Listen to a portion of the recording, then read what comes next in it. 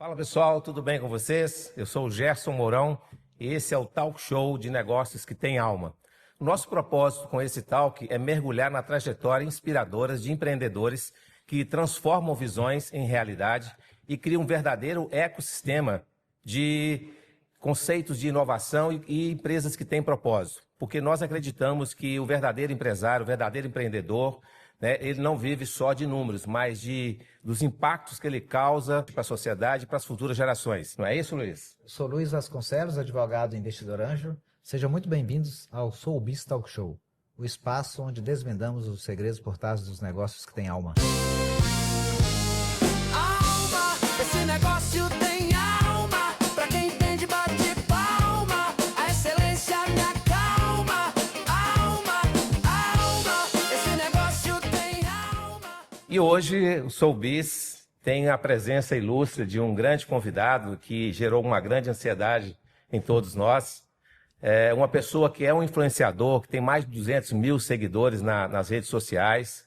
É um cara que tem falado de temas que têm tocado o coração de pessoas. Tema como família, criação de filho, casamento e fé.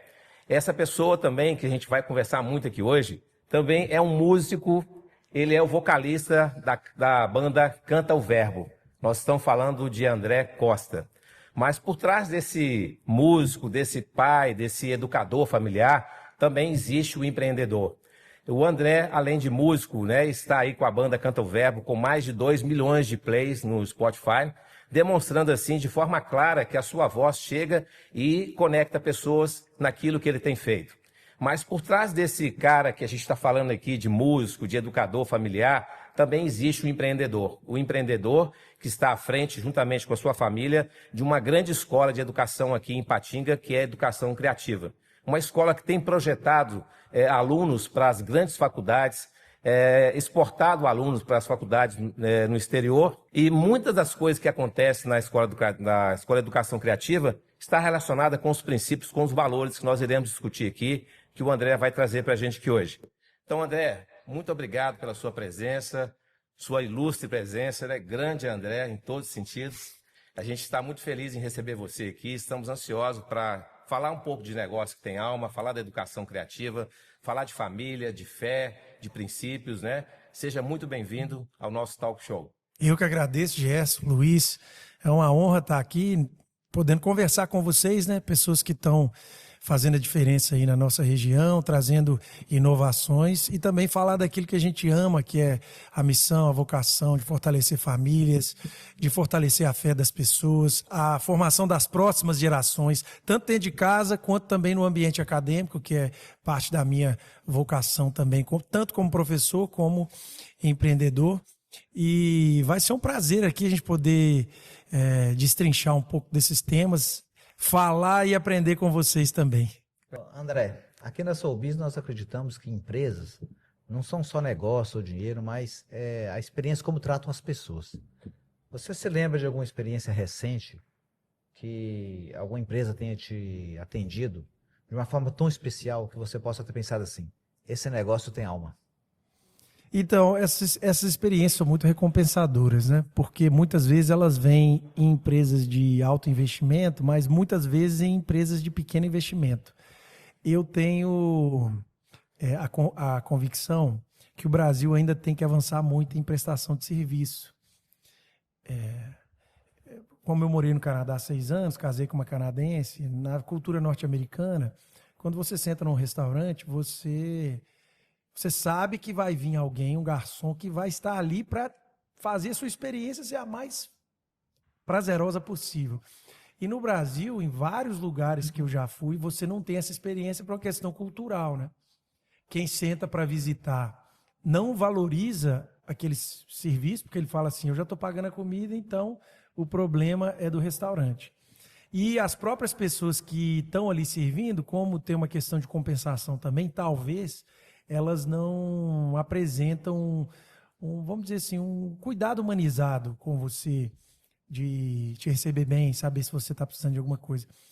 E eu estou falando isso porque recentemente eu fui num restaurante e não era um restaurante que tinha nada lá que você tinha que pagar mais, mas eu vi uma pessoa que estava ali e que foi extremamente gentil comigo. E eu fiquei impactado com aquilo, né? Porque eu percebi assim, com certeza essa pessoa aqui vai estar em um cargo melhor dentro dessa empresa em breve, ou até vai abrir o seu próprio negócio. Porque você percebe que a pessoa tem alma quando justamente ela não está só preocupada na tarefa dela. E eu penso que é uma cultura que a gente não tem que fazer só na empresa, não, tá? E em casa também as pessoas estão perdido isso. Tem famílias sem alma. Tem famílias que são protocolares. Ao invés da gente trazer a família para dentro da empresa, no sentido de valores, de propósito, muitas vezes hoje está acontecendo o contrário. A gente está trazendo essa visão mais burocrática, assim, eu só faço até onde vai a minha responsabilidade para dentro de casa, o que é um contrassenso, né? Eu gosto muito de pensar, as escrituras fazem parte, né, daquilo que eu acredito, a palavra de Deus guia a minha vida, mas no livro de Efésios tem uma definição muito interessante sobre a família, a visão de Deus, e o apóstolo Paulo, quando fala sobre isso, ele inclui na concepção de família a igreja que você que congrega, a família doméstica da qual você faz parte, né? E o trabalho. Isso é curioso. A Bíblia trata o trabalho como um ambiente familiar. E você não deve servir o seu cliente, servir o seu patrão ou ajudar o seu funcionário como se eles fossem meramente um cumpridor de tarefas. Então, assim, a visão celestial para o mercado de trabalho é que as pessoas que estão ali criem vínculos familiares de afeto, de alma. E, normalmente, as empresas que conseguem fazer isso, elas atingem uma prestação de serviço que transcende só o que está contratado, né? Elas tocam a alma. Por isso que quando é num lugar mais simples, me impacta mais. Porque eu acho que as empresas já estão percebendo isso, né? Você tem hoje um movimento grande no mundo de perceber que os negócios que têm alma, que vocês estão trazendo aqui para a nossa região, eles têm um impacto maior, claro, porque eles não só prestam serviço, eles tratam o ser humano, eles apontam para a eternidade, e isso tem lastro, tem ancoragem. Quando eu vejo isso num negócio pequeno ali de um funcionário simples, você fala assim, eu não sei como é que está o treinamento dessa equipe aqui do ponto de vista do protocolo, mas com certeza tem alguém nesse restaurante aqui que tem alma e está passando valores. Isso que você falou sobre família, eu achei interessante. Teve um vídeo seu que eu assisti, você falava que na pandemia as pessoas descobriram que tinha família. É verdade. Se surpreenderam com o fato que tinham família. E eu fico pensando, alguma coisa que eu costumo falar com jovens é isso. Muitas vezes um jovem está lá numa posição de trabalho que não é o que ele queria, ele quer crescer mais, mas eu falo com ele, olha, a melhor maneira de você crescer, você está ainda numa posição que não é ideal que você queria, mas você faz o seu trabalho da melhor maneira possível, o mais perfeito possível, e é a maneira mais rápida de você sair dessa posição e crescer. Ou você vai crescer na sua própria empresa, ou algum empresário que você vai atender vai te convidar para trabalhar com ele, ou você vai empreender e fazer bem feito, né? Faz bem feito como intraempreendedor no trabalho, faz bem feito também como empreendedor na sua própria empresa, né? Na verdade, voltando lá àquele texto de Efésios, que a orientação que é dada para a relação de trabalho, o que o apóstolo fala lá, a palavra de Deus instrui, é o seguinte: você tem que servir as pessoas que estão acima de você, não como uma autoridade humana, mas como quem serve o próprio Deus.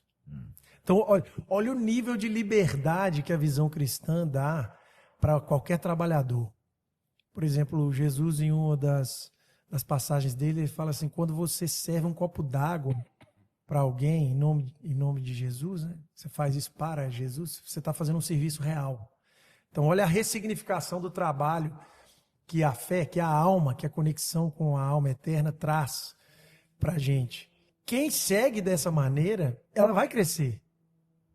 Ela vai crescer inevitavelmente, porque isso é um princípio eterno, né? Você não esconde uma vela que brilha debaixo da mesa. Uma casa que está edificada no monte, ela vai ser vista. Então, na verdade, hoje as pessoas têm que entender isso.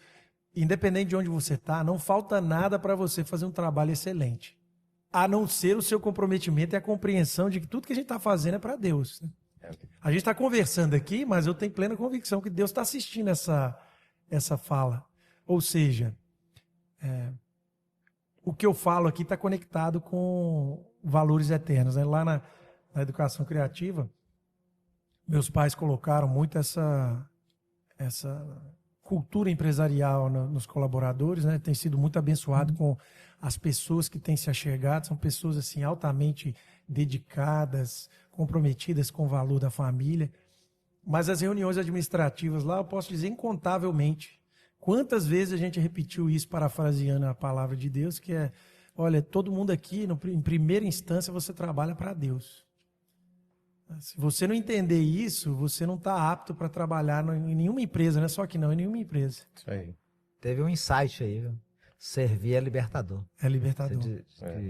Você tira todas as armaduras, vamos dizer assim, e fica livre. Você não fica nas amarras burocráticas. Servir o melhor possível é libertador. André, voltando um pouco, assim, nós já te apresentamos aqui, né? E você, assim, como você se vê? Quem é o André Costa? Ó, se eu não entender como alguém que serve a Jesus e procura viver os ensinamentos dele em tudo que eu faço, eu vou me perder. Porque a gente está um tanto de coisa, né? Às vezes eu estou cantor, às vezes eu estou influenciador digital, às vezes eu estou educador, mas servo de Deus eu estou em qualquer hora, né? Então, assim, eu procuro organizar a minha vida e as decisões que eu tomo baseado nesses princípios. Se no final da vida eu estiver lá no meu túmulo, assim, servo fiel de Jesus Cristo, minha vida fez sentido. Todo o resto que eu ganhar, a gente já fez várias orações em família e também pessoais nesse sentido, é assim, que seja para ser sal e luz nessa terra, que seja para ser fiel aos princípios. A gente erra, a gente comete erros, mas eu começaria daí. Eu sou um cristão. Eu sou esposo porque o segundo compromisso mais importante que a gente faz na vida é o casamento. E tem muito empresário que se perde nisso aí, sabe? Eu acho que a gente precisa ter essa renovação de mente na nossa geração, que o nosso casamento vale mais que qualquer negócio. Sim. E a gente precisa, então... normalmente os casamentos mais fortes fazem os negócios mais abençoadores, né? Se você parar para pensar. Não do ponto de vista financeiro, mas do ponto de vista de presença. E mesmo os homens ou mulheres que se aventuram num negócio sem estar em negócio com o cônjuge, eles também, de uma forma ou de outra, eles acabam precisando desse acolhimento afetivo, espiritual que encontram dentro de casa, né? Então, eu sou um cristão, eu sou esposo da Chelsea, eu sou pai de 6 filhos, esperando mais um, que é os que Deus permitiu estar na nossa casa, nos confiou. Então, a ordem dos meus amores vem dessa forma, assim, ó, primeiro Deus, depois meu casamento, depois meus filhos, e o resto a gente vai dando jeito. Deus me colocou em alguns lugares, na educação criativa, por exemplo, ele me colocou lá. Eu sou um educador, eu serei educador para sempre, porque é uma habilidade que Deus me deu. Hoje eu estou junto da minha família lá na escola, cumprindo responsabilidades que eles me deram, que eu conquistei lá dentro também e que Deus permitiu eu ter. Mas é isso. Aonde eu estiver, eu quero compartilhar essa mensagem, então, de que a educação transforma, que os valores do alto são inegociáveis, que é possível cantar a beleza da vida de forma integral, por isso que eu estou lá na banda Canto Verbo, compondo músicas, e que a maior transformação que você pode fazer no mundo começa na sua casa. Amém. Pegando um gancho nessa sua fala, né, que mesmo antes de você ser influenciador de famílias, né, estar na mídia, estar nas redes sociais, você tem um berço, né, que é a educação criativa, que tem um viés, né, de valores cristão. Isso foi sempre natural ou foi intencional? Como que surgiu isso dentro da escola de educação criativa? Na história da criativa foi mais uma construção orgânica. Eu sou cria da educação criativa porque eu nasci no lar dos fundadores, estudei em todas as séries de educação básica, me formei em Direito na Universidade Federal de Juiz de Fora, aprovado direto do 3º ano, né? A escola foi muito fundamental nessa formação que me deu essa oportunidade. Depois fiz um mestrado fora do país, morei 6 anos e voltei para trabalhar na educação criativa, estou lá há 10 anos. E eu vi a evolução da educação criativa, desde a época que eu comecei até o que nós temos vivido hoje. o fortalecimento em relação aos princípios cristãos foi gradualmente aumentando na medida em que você tem fundadores que professam a fé cristã e que vivem isso dia a dia, e que você implementa isso dentro da visão educacional, porque, infelizmente, a gente tem uma tradição educacional que tenta colocar a religião e a fé fora da formação humana, mas não tem como você deixar a formação de valores na gaveta. Imagina, eu falo aqui para vocês, ó, vocês vão construir a Soubis, mas a sua fé não pode entrar não, tá? Você tem que deixar ela em casa. Qual o sentido é esse, né? Ninguém faz isso. Tudo que você faz no mundo é um reflexo da sua fé e graças a Deus. Então, na medida que a escola foi compreendendo essa maneira indivisível de você conceber um processo educacional, não existe processo educacional neutro. Por exemplo, nos documentos da educação criativa, a gente fala isso tranquilamente. Qual que é o maior ser humano que já pisou na Terra? É Jesus Cristo. Então não adianta eu formar um aluno que é excelente em ciências, se eu não mostro para ele que os valores do alto presente na vida de Jesus Cristo fazem parte da formação que a gente deseja para o mundo. Porque um aluno muito bom em ciências, ele pode construir uma bomba atômica, né? Não é isso?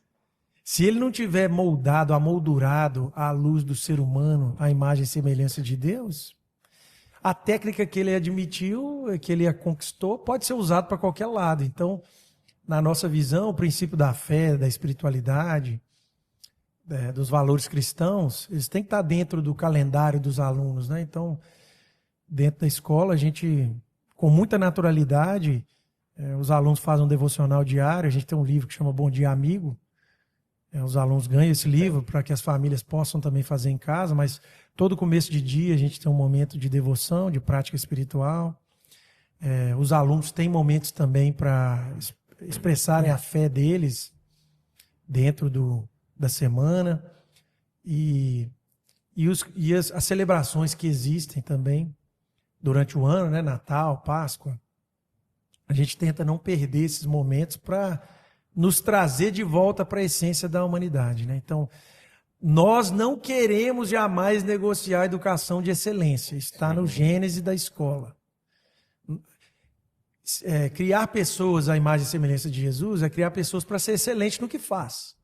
Não é porque eu ensino valores que eu vou começar a negociar um ensino de qualidade. Não. Justamente porque a gente ensina valor e faz o melhor para Deus, que também a educação é excelente. Mas ela é excelente em todas as áreas, né? É uma educação integral. E, nesse sentido, a gente também é muito tranquilo em entender que existem famílias que talvez não professem a fé cristã, mas que são bem acolhidos lá dentro e que podem se beneficiar desse ambiente. E a gente tem tido um êxito muito grande nesse sentido, de conseguir ter essa abertura, essa visão de pluralidade, de que nós não estamos forçando ninguém a nada, nós não estamos impedindo ninguém das suas convicções, mas nós temos um ambiente que funciona dessa forma. E todos aqueles que se sentem seguros, né, nessa conexão entre a família e a escola são muito bem-vindos. Porque, no final das contas, família é que é a autoridade máxima da educação do filho. E, portanto, a escola é um desdobramento da família. A gente fala isso muito com os nossos pais. Qual que é a nossa missão enquanto educação criativa? É servir as famílias com uma educação excelente no currículo básico, na educação básica, inspirados nos valores cristãos. Então, o que eu quero dizer com isso? A educação criativa é uma projeção de famílias que falam assim: eu quero esses valores para os meus filhos, eu quero esse ambiente para os meus filhos, eu quero essa educação de excelência para os meus filhos. Então nós estamos lá porque a família é autoridade, não o contrário. E nesse sentido o ambiente fica muito acolhedor. Minha mãe, que fundou a escola, Simone Costa, pedagoga, mais de 40 anos, me inspira muito, né? É um privilégio para mim trabalhar com ela todo dia. Ela fala isso: Deus matriculou os meus alunos nas famílias. A família é a primeira matrícula, é Deus que matriculou, não foi ninguém que escolheu, não, Deus que matriculou. Mas ela fala assim, ela fala isso muito em reuniões de pais, ela fala assim, ó: se você entender que o seu filho está na primeira escola e que essa escola se chama família, então você é muito bem-vindo na educação criativa e nós vamos ser a segunda família do seu filho. Bacana. Se a sua família for a primeira escola, então nós vamos ser a segunda família. Mais um insight aí. Nós chegamos porque, vamos dizer assim, as famílias têm que entender que a responsabilidade de educar o filho é da família. É da família. A escola vai chegar em segundo plano dando o apoio, vamos dizer assim, mas eu não posso delegar totalmente só para a escola a responsabilidade de educar meu filho, como se fosse assim, eu botei meu filho na escola, agora eu lavo minhas mãos, a escola é responsável por educá-lo. Não. A primeira responsabilidade é das famílias, dos pais, depois a escola vai vir com esse apoio. Então tem uma diferenciação aí de ensino e educação, né? O processo educacional é muito mais amplo do que o ensino. Percebe? A escola, a ênfase da escola é o ensino, que é as competências técnicas, mas a educação criativa não abre mão da educação, tá no nosso Gênesis, é o nome. Então, o que é a nossa função aqui? É ser um auxiliar das famílias. E às vezes assim, eu não consigo compreender isso, sabe? Eu não consigo compreender como muitas famílias falam assim, eu vou colocar meu filho na escola tal, porque o ensino é muito bom, tá? Mas os valores desse lugar? Qual que são os valores desse lugar? Não, ensino bom, tem várias escolas com ensino bom, tem várias. Mas qual que é o ambiente que você quer que seu filho esteja? Eu quero que meus filhos estejam, porque eu trabalho numa escola que também é dos meus filhos. Meus filhos vão estudar lá. Eu não estou trabalhando numa escola que, assim, eu estou pensando na formação dos meus filhos. Então, eu quero certificar que eles vão entrar com um horizonte moral, espiritual, que está adequado com aquilo que eu quero formar com eles dentro de casa. Percebe? Eles são valiosos demais para a gente falar assim, não, o importante é só colocar a informação lá na cabeça dele. Não, ele é ser humano. O que é o resultado, afinal de contas? O resultado tem que ser pleno. A gente tem falado isso aí, né? O melhor lado do resultado é amplo, né? O melhor lado do resultado é o ser humano formado, competente, que pode escolher o futuro porque foi bem formado e é capaz de escolher o futuro porque tem moral, tem valores. Sim, é isso que a gente acredita. E o interessante na sua fala é que, né, às vezes a gente tenta desvincular aquilo que nós cremos daquilo que nós fazemos secularmente, né? E ultimamente eu tenho falado muito disso, né? Nos meios onde eu estou, com as pessoas onde eu assento, eu ando, né? Não negar a minha fé, porque os valores que eu tenho hoje vêm de lá, vêm, né? Daquilo que você está falando que é importante. E nesse tempo que a gente tem andado, nesse ecossistema que a gente falou aqui, né? Nesse sabático que a gente tirou, no meio empresarial, eu tenho visto muito empresário que, independente da crença dele, né? O mundo espiritual para ele parece que não existe. E eu fico assim preocupado com isso. E eu vi agora recentemente, né? A gente tem percebido isso no mentor nosso, que é o João Kepler. Ele está escrevendo vários artigos com pegada espiritual, pegando texto da Bíblia, né? Acho interessante. Ele abriu um evento recentemente em São Paulo, falando de Jesus e um monte de empresários céticos ali no meio, né? E acaba que a gente, sem querer ou querendo, se você influencia, ele até usou uma fala lá durante esse evento que aconteceu lá, fala, tá aqui o meu mentor espiritual, quem sou eu para ser mentor de alguém, né? Espiritual. Mas é porque a gente se dispôs a servir. Então, porque esses valores que vieram daquilo que eu creio, eles, no meu entendimento, assim como eu vejo, né, na educação criativa, eles estão arraigados, não tem como eu separar isso. Não tem como eu falar, aqui é negócio, não, aqui a minha crença é essa, aqui é o negócio. Então, assim, eu fico impactado e vejo, né, que a questão humana ela é muito trabalhada na escola criativa. E isso é impactante para a gente, para quem busca. Você tem famílias diversas ali que não têm a mesma crença que vocês têm, mas que estão ali aprendendo valores que talvez faltem dentro de casa, né? Então isso é muito importante. A gente tem sido muito feliz com as famílias que têm apoiado nosso trabalho, porque elas, independente das diferenças que existam ali dentro, é um grupo plural, o Brasil tem muitas vertentes diferentes, né? Independente disso, o que a gente percebe? São famílias que verdadeiramente valorizam a formação moral e ética dos filhos, a formação dos filhos de forma integral. Então, esse apoio aí porque o que acontece? A educação não é um produto, né? A educação não é uma coisa que você fala assim, ó, tá aqui o pacote, você comprou.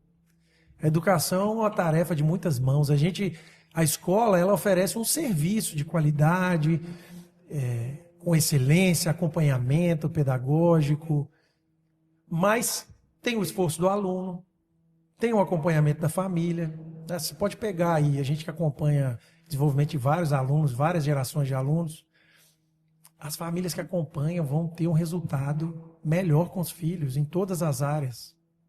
Sim.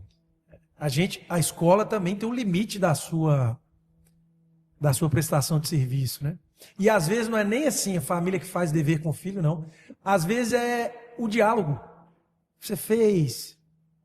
Eu fico inspirado, porque, por exemplo, ontem mesmo eu estava assistindo futebol lá com meu filho.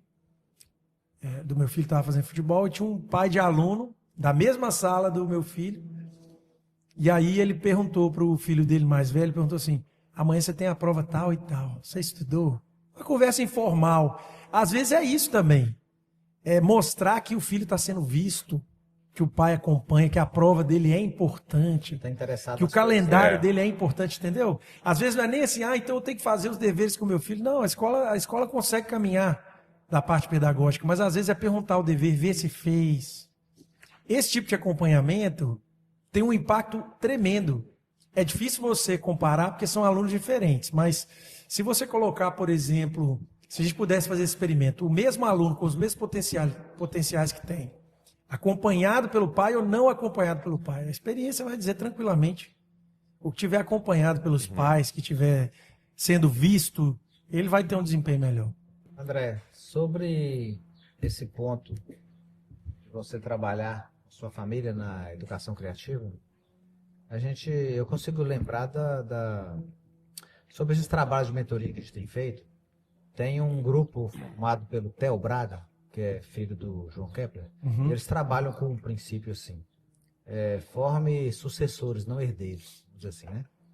E como que foi esse momento que você decidiu, que você é uma pessoa de tantas habilidades, tantos conhecimentos, você podia ter outros negócios, como foi o momento que você decidiu trabalhar com a empresa da família e dar vamos dizer assim, continuidade a esse trabalho, vamos dizer assim.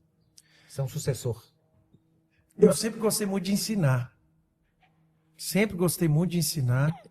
E, inclusive, minha vida na prática religiosa também tem muito isso, né? Eu sempre me apaixonei pelas escrituras, sempre gostava de expor as escrituras. Então, muito antes de pensar em ser professor secular, assim, de matérias, né? Filosofia, eu gostava muito de investigar as coisas. Quando eu estava fazendo curso de Direito, eu comecei a perceber que a advocacia ou a vida do concurso não era muito para mim.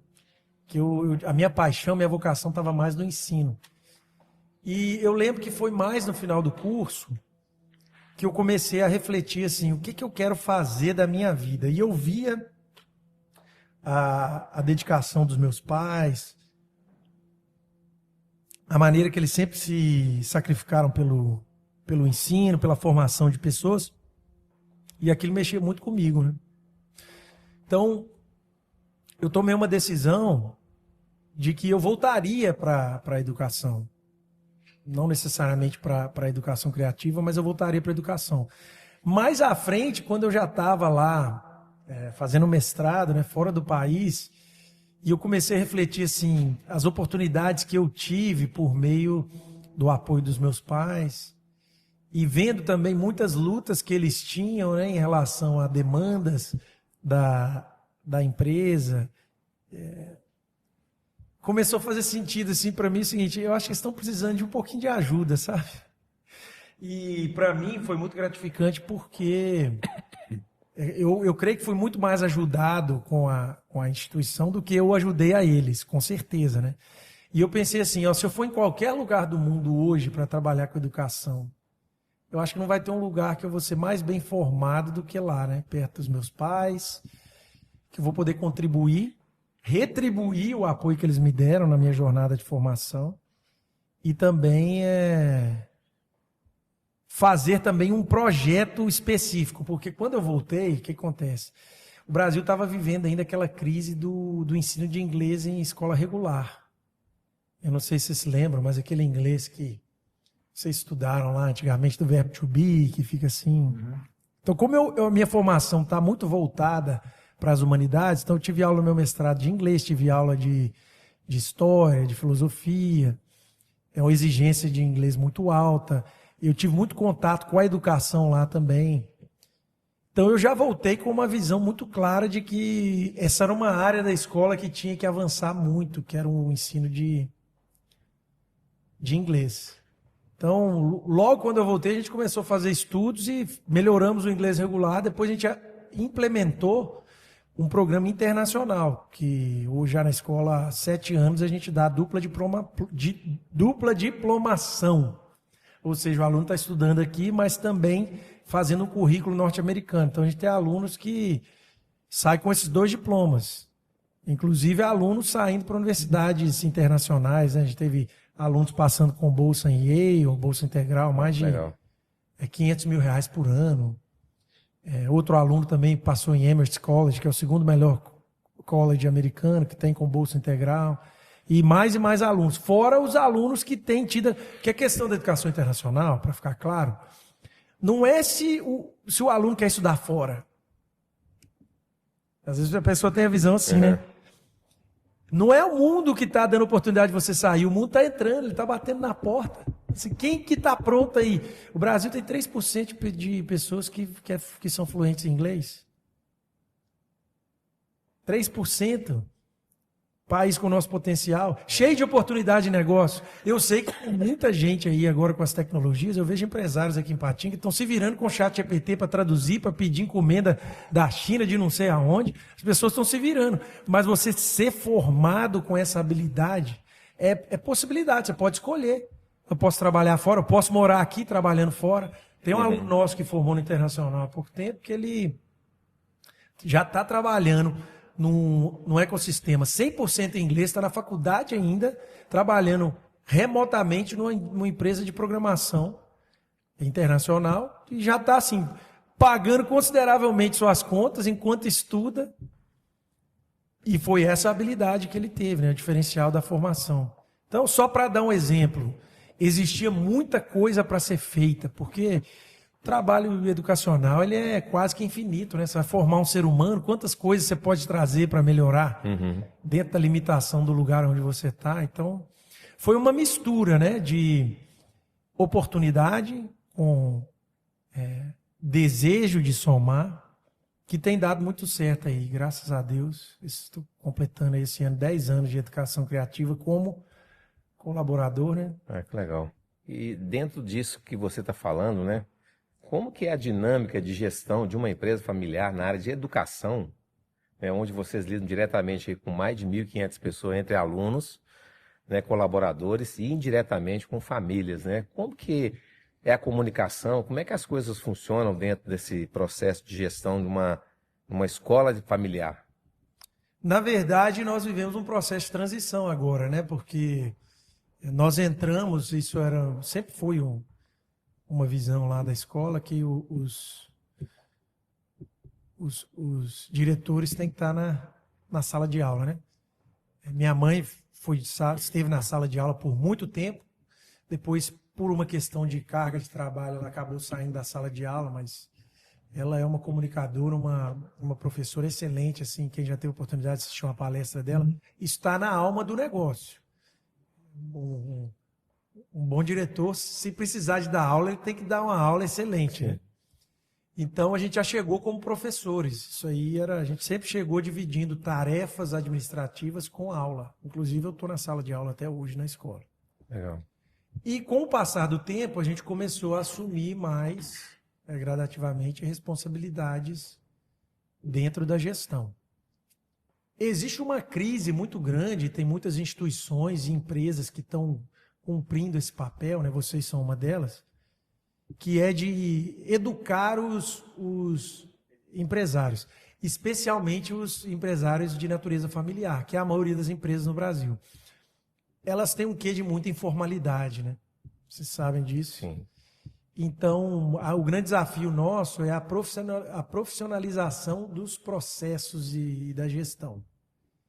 Porque uma empresa familiar, ela nasce muito na essência dos donos, né? Então, assim, meu pai e minha mãe, como eles são a educação criativa num certo sentido, muita gente chega e fala assim, eu amo a educação criativa porque a educação criativa tem dono. Já vi várias pessoas que chegam lá na escola e falam isso.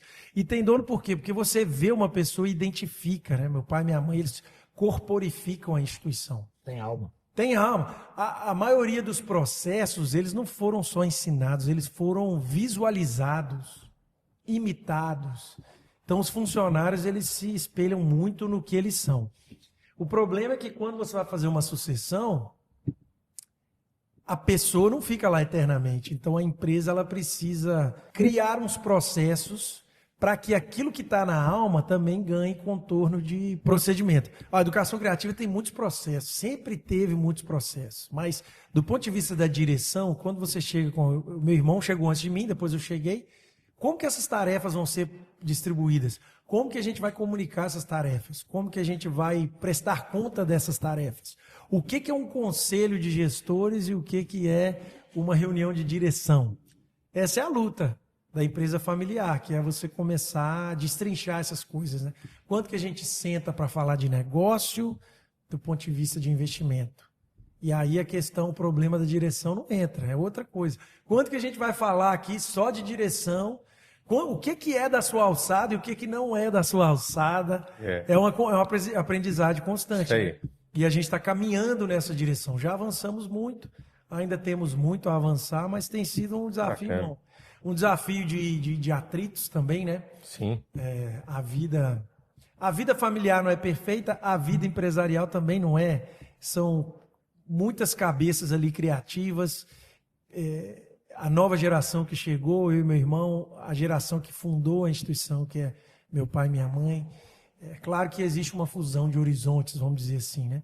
Até onde a geração deles consegue alcançar do ponto de vista de visão e até o que nos falta também, né? Eu aprendi isso lendo um livro de um filósofo inglês, ele até faleceu, que ele falava sobre o conservadorismo. Roger Scruton, que é o nome dele, ele falava assim, quem chega numa sociedade ou numa empresa tem que entender que todo processo que existe ali tem uma inteligência interna. Às vezes, quem está na frente, tocando, não consegue explicar o porquê. Mas aquela prática ali, ela é fruto de várias tentativas, de várias reflexões. Pode ser que o processo não está ainda completamente descrito. Pode ser que quem está lá não sabe explicar exatamente o motivo. Mas quem está chegando tem que ter essa humildade, né? Assim, se está assim e está funcionando, ainda que possa melhorar, tirar tudo e mudar tudo não é o caminho, né? Então, da nossa parte que está chegando, isso também é o desafio, né? Como que eu seguro a minha onda, né? Como que eu tenho que... E muitas vezes a família, a primeira geração da empresa familiar, é muito intuitiva. Às vezes ele não consegue te explicar na planilha, mas a explicação dele, a intuição dele, às vezes vale mais do que a planilha. Às vezes a planilha vai estar falando assim, ó, a gente tem que ir nessa direção.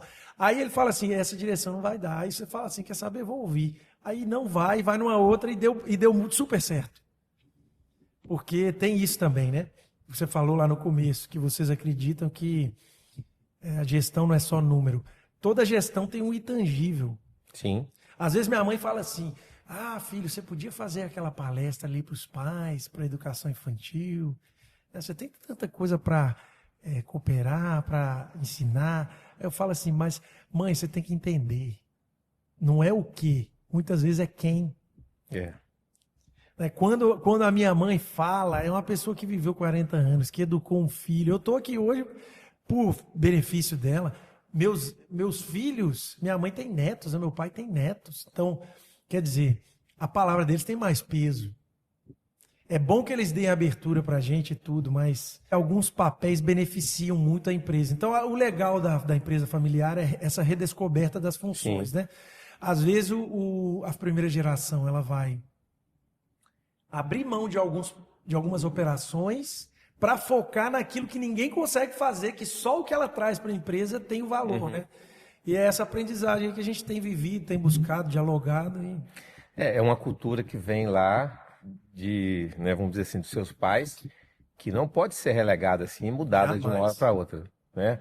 A gente entende que cultura organizacional ela é transformadora, ela transforma e ela tem que ser respeitada a partir dos princípios que foram constituídos essa cultura, que foram estabelecidos. Então, assim, não chega lá um cara técnico e muda da água para o vinho, o que já foi feito lá, Exato. né, em 30, 40 anos. Então, é muito interessante essa sua fala, porque a gente vê hoje empresas familiares, onde o Luiz colocou bem, foi bem colocado pelo Luiz aqui, que tem muitos empresários que estão formando, né, não herdeiros.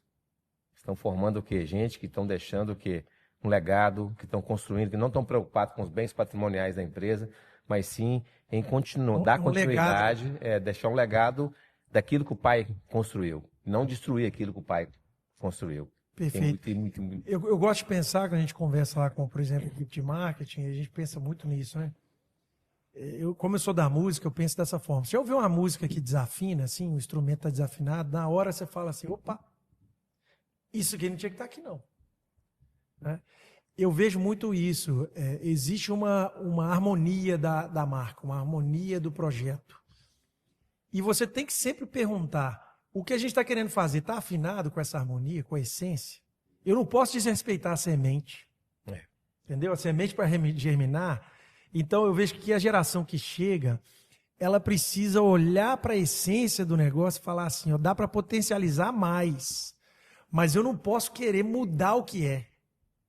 Entendeu? É isso que eu vejo muitas vezes, sucessões que não dão certo, é porque muitas vezes a geração nova, estou falando para o meu lado, né? Porque o lado dos meus pais, eles têm os desafios deles. Estou falando dos nossos aqui, meu e do meu irmão. Se você chegar achando que você sabe tudo e não respeita esse legado, a essência da Gênese, aí de repente você plantou outra semente e ela não vai produzir o fruto que estava lá. Vai ser um outro fruto. Aí você vai reclamar, mas agora mudou. Aí daqui a pouco você tem um funcionário que não tem mais a mesma cultura. Aí você já tem um fruto híbrido, né? Já é um fruto híbrido. Como é que eles falam lá quando mudam a semente? Que eles falam que dá até problema de alimentação, né? Isso, transgênico. Você muda ali para não ter tal coisa, beleza. Mas e no longo prazo? O que vai acontecer? A gente não pode perder isso, né? É inspiradora essa história sua, por isso, porque tem muitos empresários nesse momento vivendo esse desafio de como trabalhar para que os filhos não sejam meros herdeiros, sejam sucessores. Mas, André, a gente falando de números agora mais concretos, para a gente ter uma noção da dimensão da educação criativa, quantos colaboradores vocês têm hoje na equipe e quantos alunos a escola atende atualmente? A gente tem cerca de 220 colaboradores, né? Tem um fluxo ali sazonal, algumas pessoas saindo, voltando, fica em torno de 220, e alunos em torno de 1.500. Mas quando a gente trouxe o programa internacional, então a gente tem alunos ali que estão em 2 cursos, né?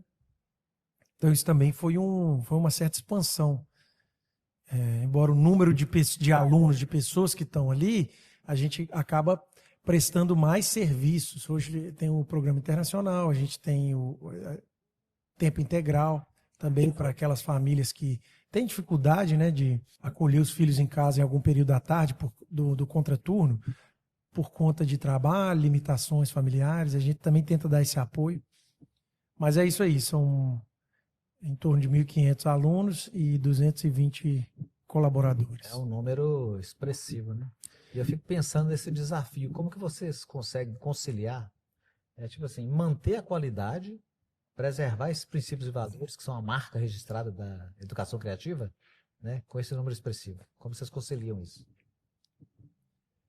Isso é um desafio, um dos maiores desafios que a gente tem, porque o crescimento não pode perder a essência. Nós temos tido um grande sucesso em relação a a garantia dessa essência, né? As pessoas que entram lá no nosso ambiente, eu sou suspeito para falar, mas vários testemunhos de pessoas que falam assim, eu entrei aqui e eu estou vendo uma coisa diferente. E realmente, assim, a gente tem sido muito abençoado com as pessoas que têm chegado perto de nós.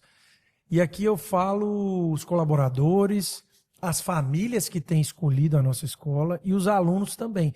São alunos com desafios, são alunos com muitos potenciais, são alunos que erram porque estão aprendendo, mas eles têm uma consciência muito clara da autoridade que o professor tem, do valor que um professor tem dentro de uma instituição, um coordenador, um colaborador na portaria. A gente tem isso é um ambiente muito legal de ver assim, a maneira como os colaboradores também da limpeza, da portaria, dos ambientes pedagógicos também criam esse vínculo de afeto com os alunos, porque a escola é isso, né? A escola é um ambiente familiar, é um ambiente de... Sem afeto não tem educação. Inclusive, hoje na neurociência, as pessoas estão descobrindo o que a gente já sabe há muito tempo, mas estão comprovando, né? Que um aluno que está com uma conexão afetiva melhor com o professor, ele vai aprender melhor. Hoje a gente faz cursos para os nossos professores para ser intencional na conexão afetiva com o aluno, porque isso vai destravar uma série de bloqueios de aprendizagem. Então a gente tem que prezar por isso. E como que mantém a graça de Deus acima de tudo, né? Porque a gente agradece a Deus todo dia, ora a Deus, porque você pensa assim, a quantidade de pessoas que entram na nossa instituição e saem, só de estar todo mundo ali no horário, trabalhando, assistindo aula, já é uma coisa assim, para mim tem um quê de sobrenatural, sabe? Sim. A gente pode pensar assim, em cada família, no horário, no despertador que toca, no funcionário, mas é Deus trazendo as pessoas em segurança, guardando, a gente tem essa consciência. Mas no que está na nossa mão para controlar, é repetir, lembrar para os nossos colaboradores o que a gente está fazendo ali, qual que é a nossa missão, qual que é a nossa visão, o que um pai e uma mãe estão fazendo quando eles falam assim, a coisa mais preciosa que eu tenho na minha vida, que são os meus filhos. O que eles estão fazendo quando eles confiam essas vidas, né, nas nossas mãos? Então, o nosso funcionário tem que ter consciência. Ele não tá, né? O que ele está fazendo ali não é só obrigação, não. É um trabalho real. A gente usa muito essa ilustração, já usamos algumas vezes, né? Que é a construção de uma catedral. Tem um livro do James Smith que ele fala sobre isso. Que se você chegar lá e tiver dois construtores, um está colocando tijolo e o outro está colocando tijolo, os dois estão fazendo a mesma coisa. O que acha que está só colocando tijolo, ele vai trabalhar pior, ele vai te dar mais trabalho e ele não vai ficar feliz. Você pergunta para ele, o que você está fazendo? Eu estou colocando tijolo aqui nessa parede, ele não vê. A gente estava falando aqui antes, né? O jogo infinito, né? Você estava comentando antes aí, né, Luiz? Mas o melhor funcionário é aquele que vai falar assim, eu estou construindo uma catedral. Edificando. Eu estou edificando a catedral. Eu estou botando tijolo, mas o que eu estou fazendo mesmo é colocando a catedral. Então a gente tenta incutir isso no nosso colaborador, né? Nós estamos formando, está num processo, a gente é uma parte nobre de um processo que sem preço nenhum, que é formar um ser humano. Bom, dentro disso aí que você falou, me veio aqui agora uma questão muito importante, que eu, enquanto educador também, eu sou educador, né? Mas não pedagogia, mas vim da andragogia. Sim. E nesse contexto de educação, eu vejo muito hoje uma preocupação muito grande com performance e pouca formação humana. Então, muita performance, pouca formação humana. Preocupação com nota de ENAD, com IDH, com uma série de fatores. Como que vocês conseguem conciliar, né? A educação criativa, ela tem uma trajetória, tem uma história, que foi falado por você, de projeção de alunos, né?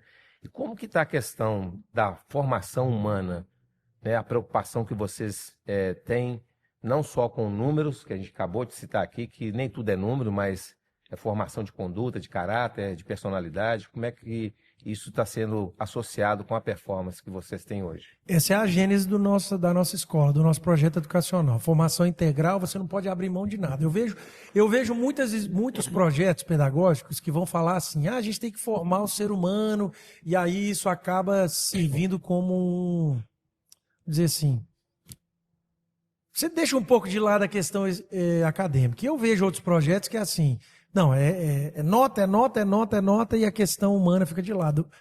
Na nossa visão, não tem educação que pode estar desbalanceada. Educação de verdade é excelência acadêmica e excelência de formação de valores.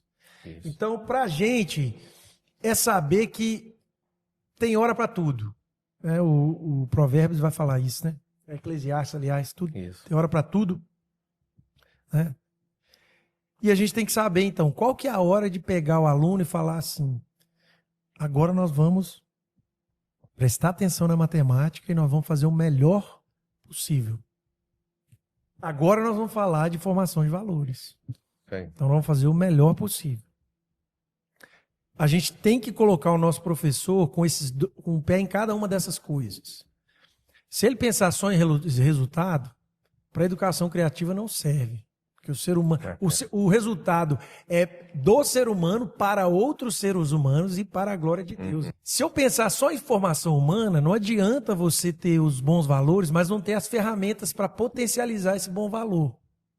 Mas uma coisa que a gente fala muito é o seguinte: o resultado não é o do outro aluno, não é o da outra família, não é o da outra história. O resultado é do seu filho.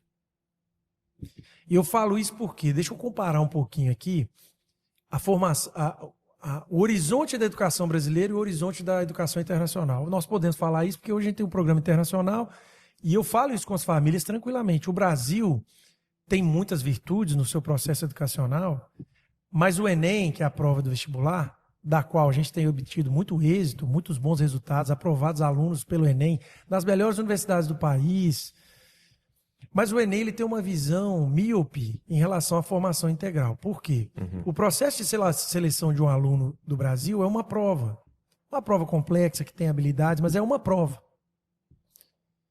Nos Estados Unidos, no Canadá, na Europa, eles querem saber mais do que o aluno sabe na prova. Além da prova, além de uma prova muito boa, você tem que contar a sua história.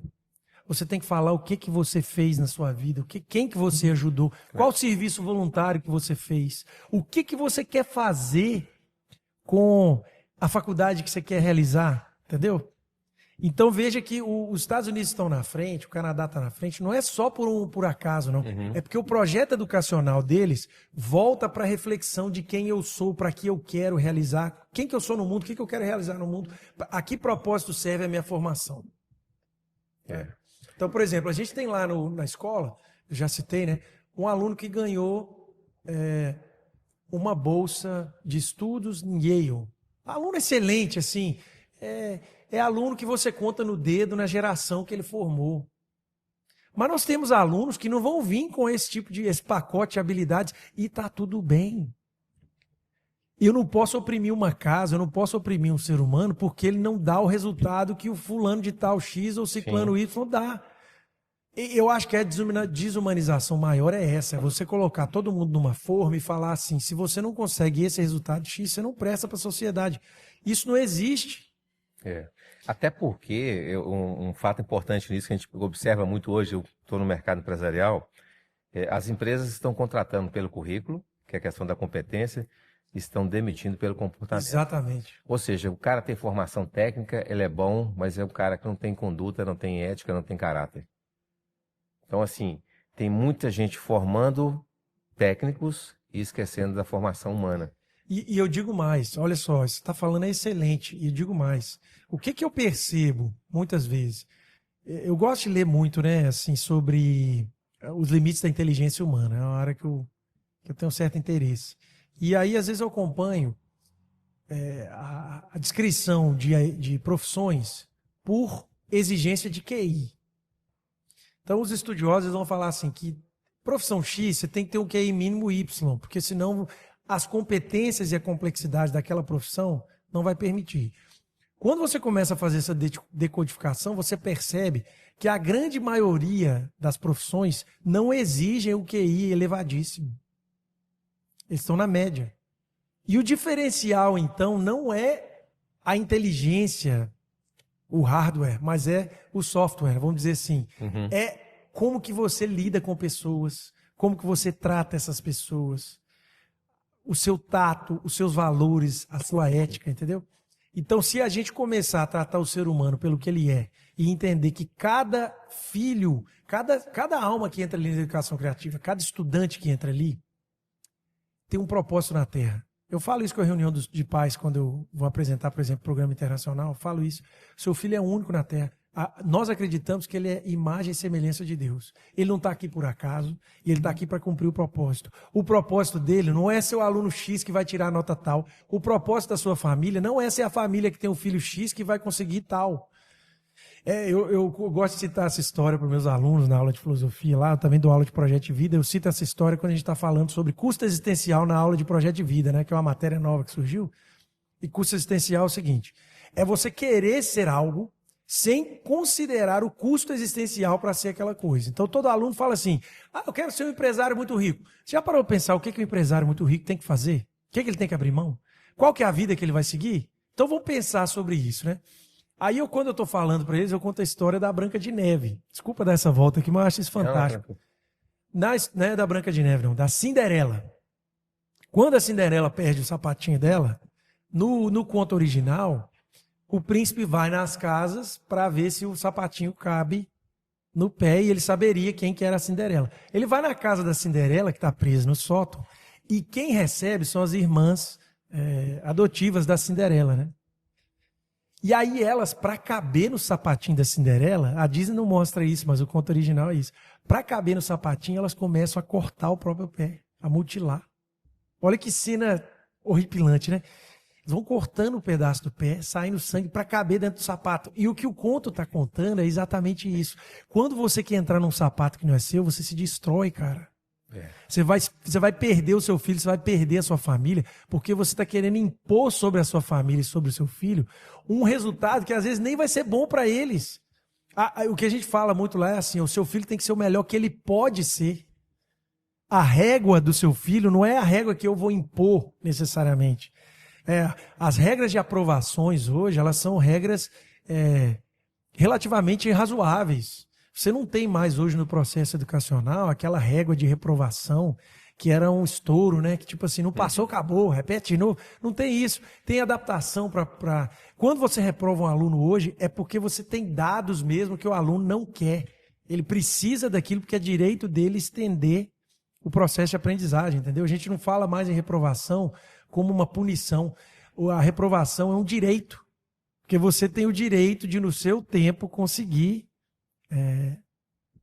construir a sua história de aprendizado. Então, essa volta toda que eu estou falando aqui, é que a gente tem que reparametrizar o que significa um bom resultado.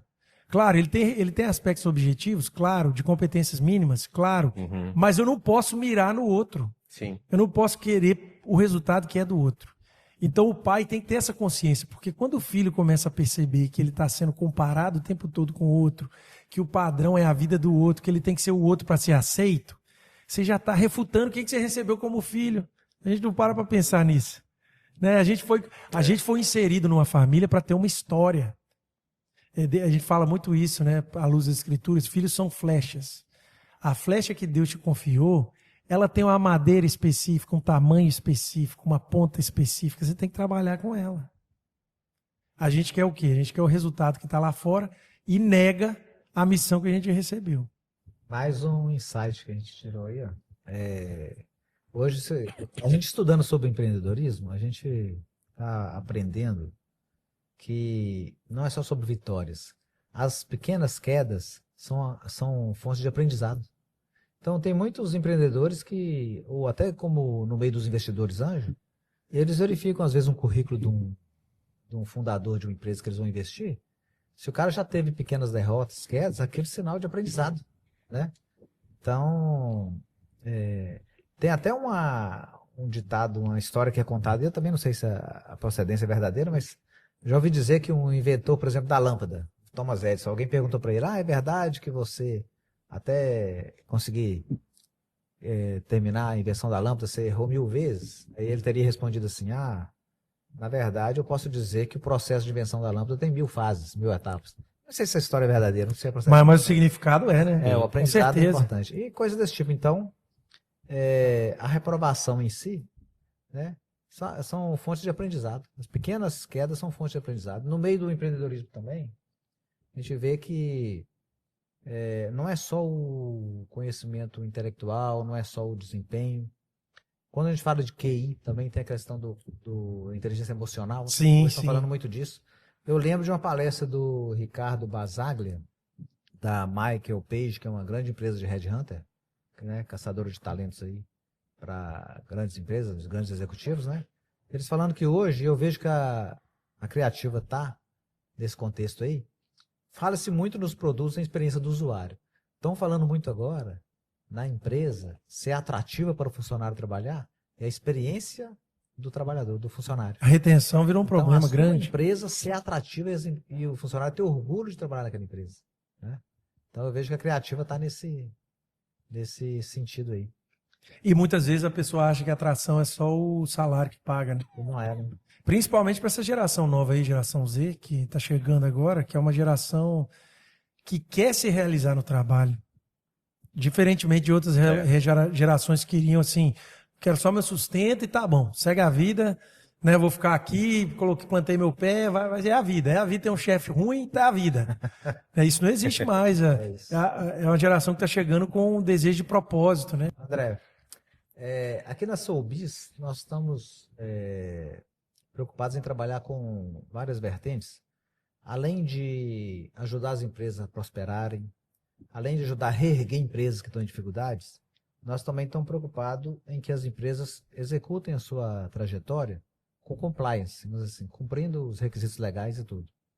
E dentro desse sentido entra a privacidade e proteção de dados sensíveis. E eu vejo que a escola, principalmente quando tem menores, adolescentes, né, ela trabalha com muitos dados sensíveis, né, e tem que trabalhar a segurança dessa informação. Nós estamos trabalhando com a parceria com a Somax Group, que é uma empresa que faz a adequação à Lei Geral de Proteção de Dados, de uma forma inovadora. Ela cuida da proteção de dados, dos processos de proteção de dados para a empresa poder estar concentrada na sua atividade fim, na sua atividade principal.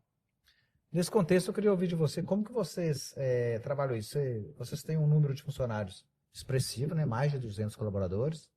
Vocês atendem mais de 1.500 alunos. E como que vocês conseguem conciliar e qual a importância que você vê da proteção desses dados sensíveis? Olha, a proteção é fundamental.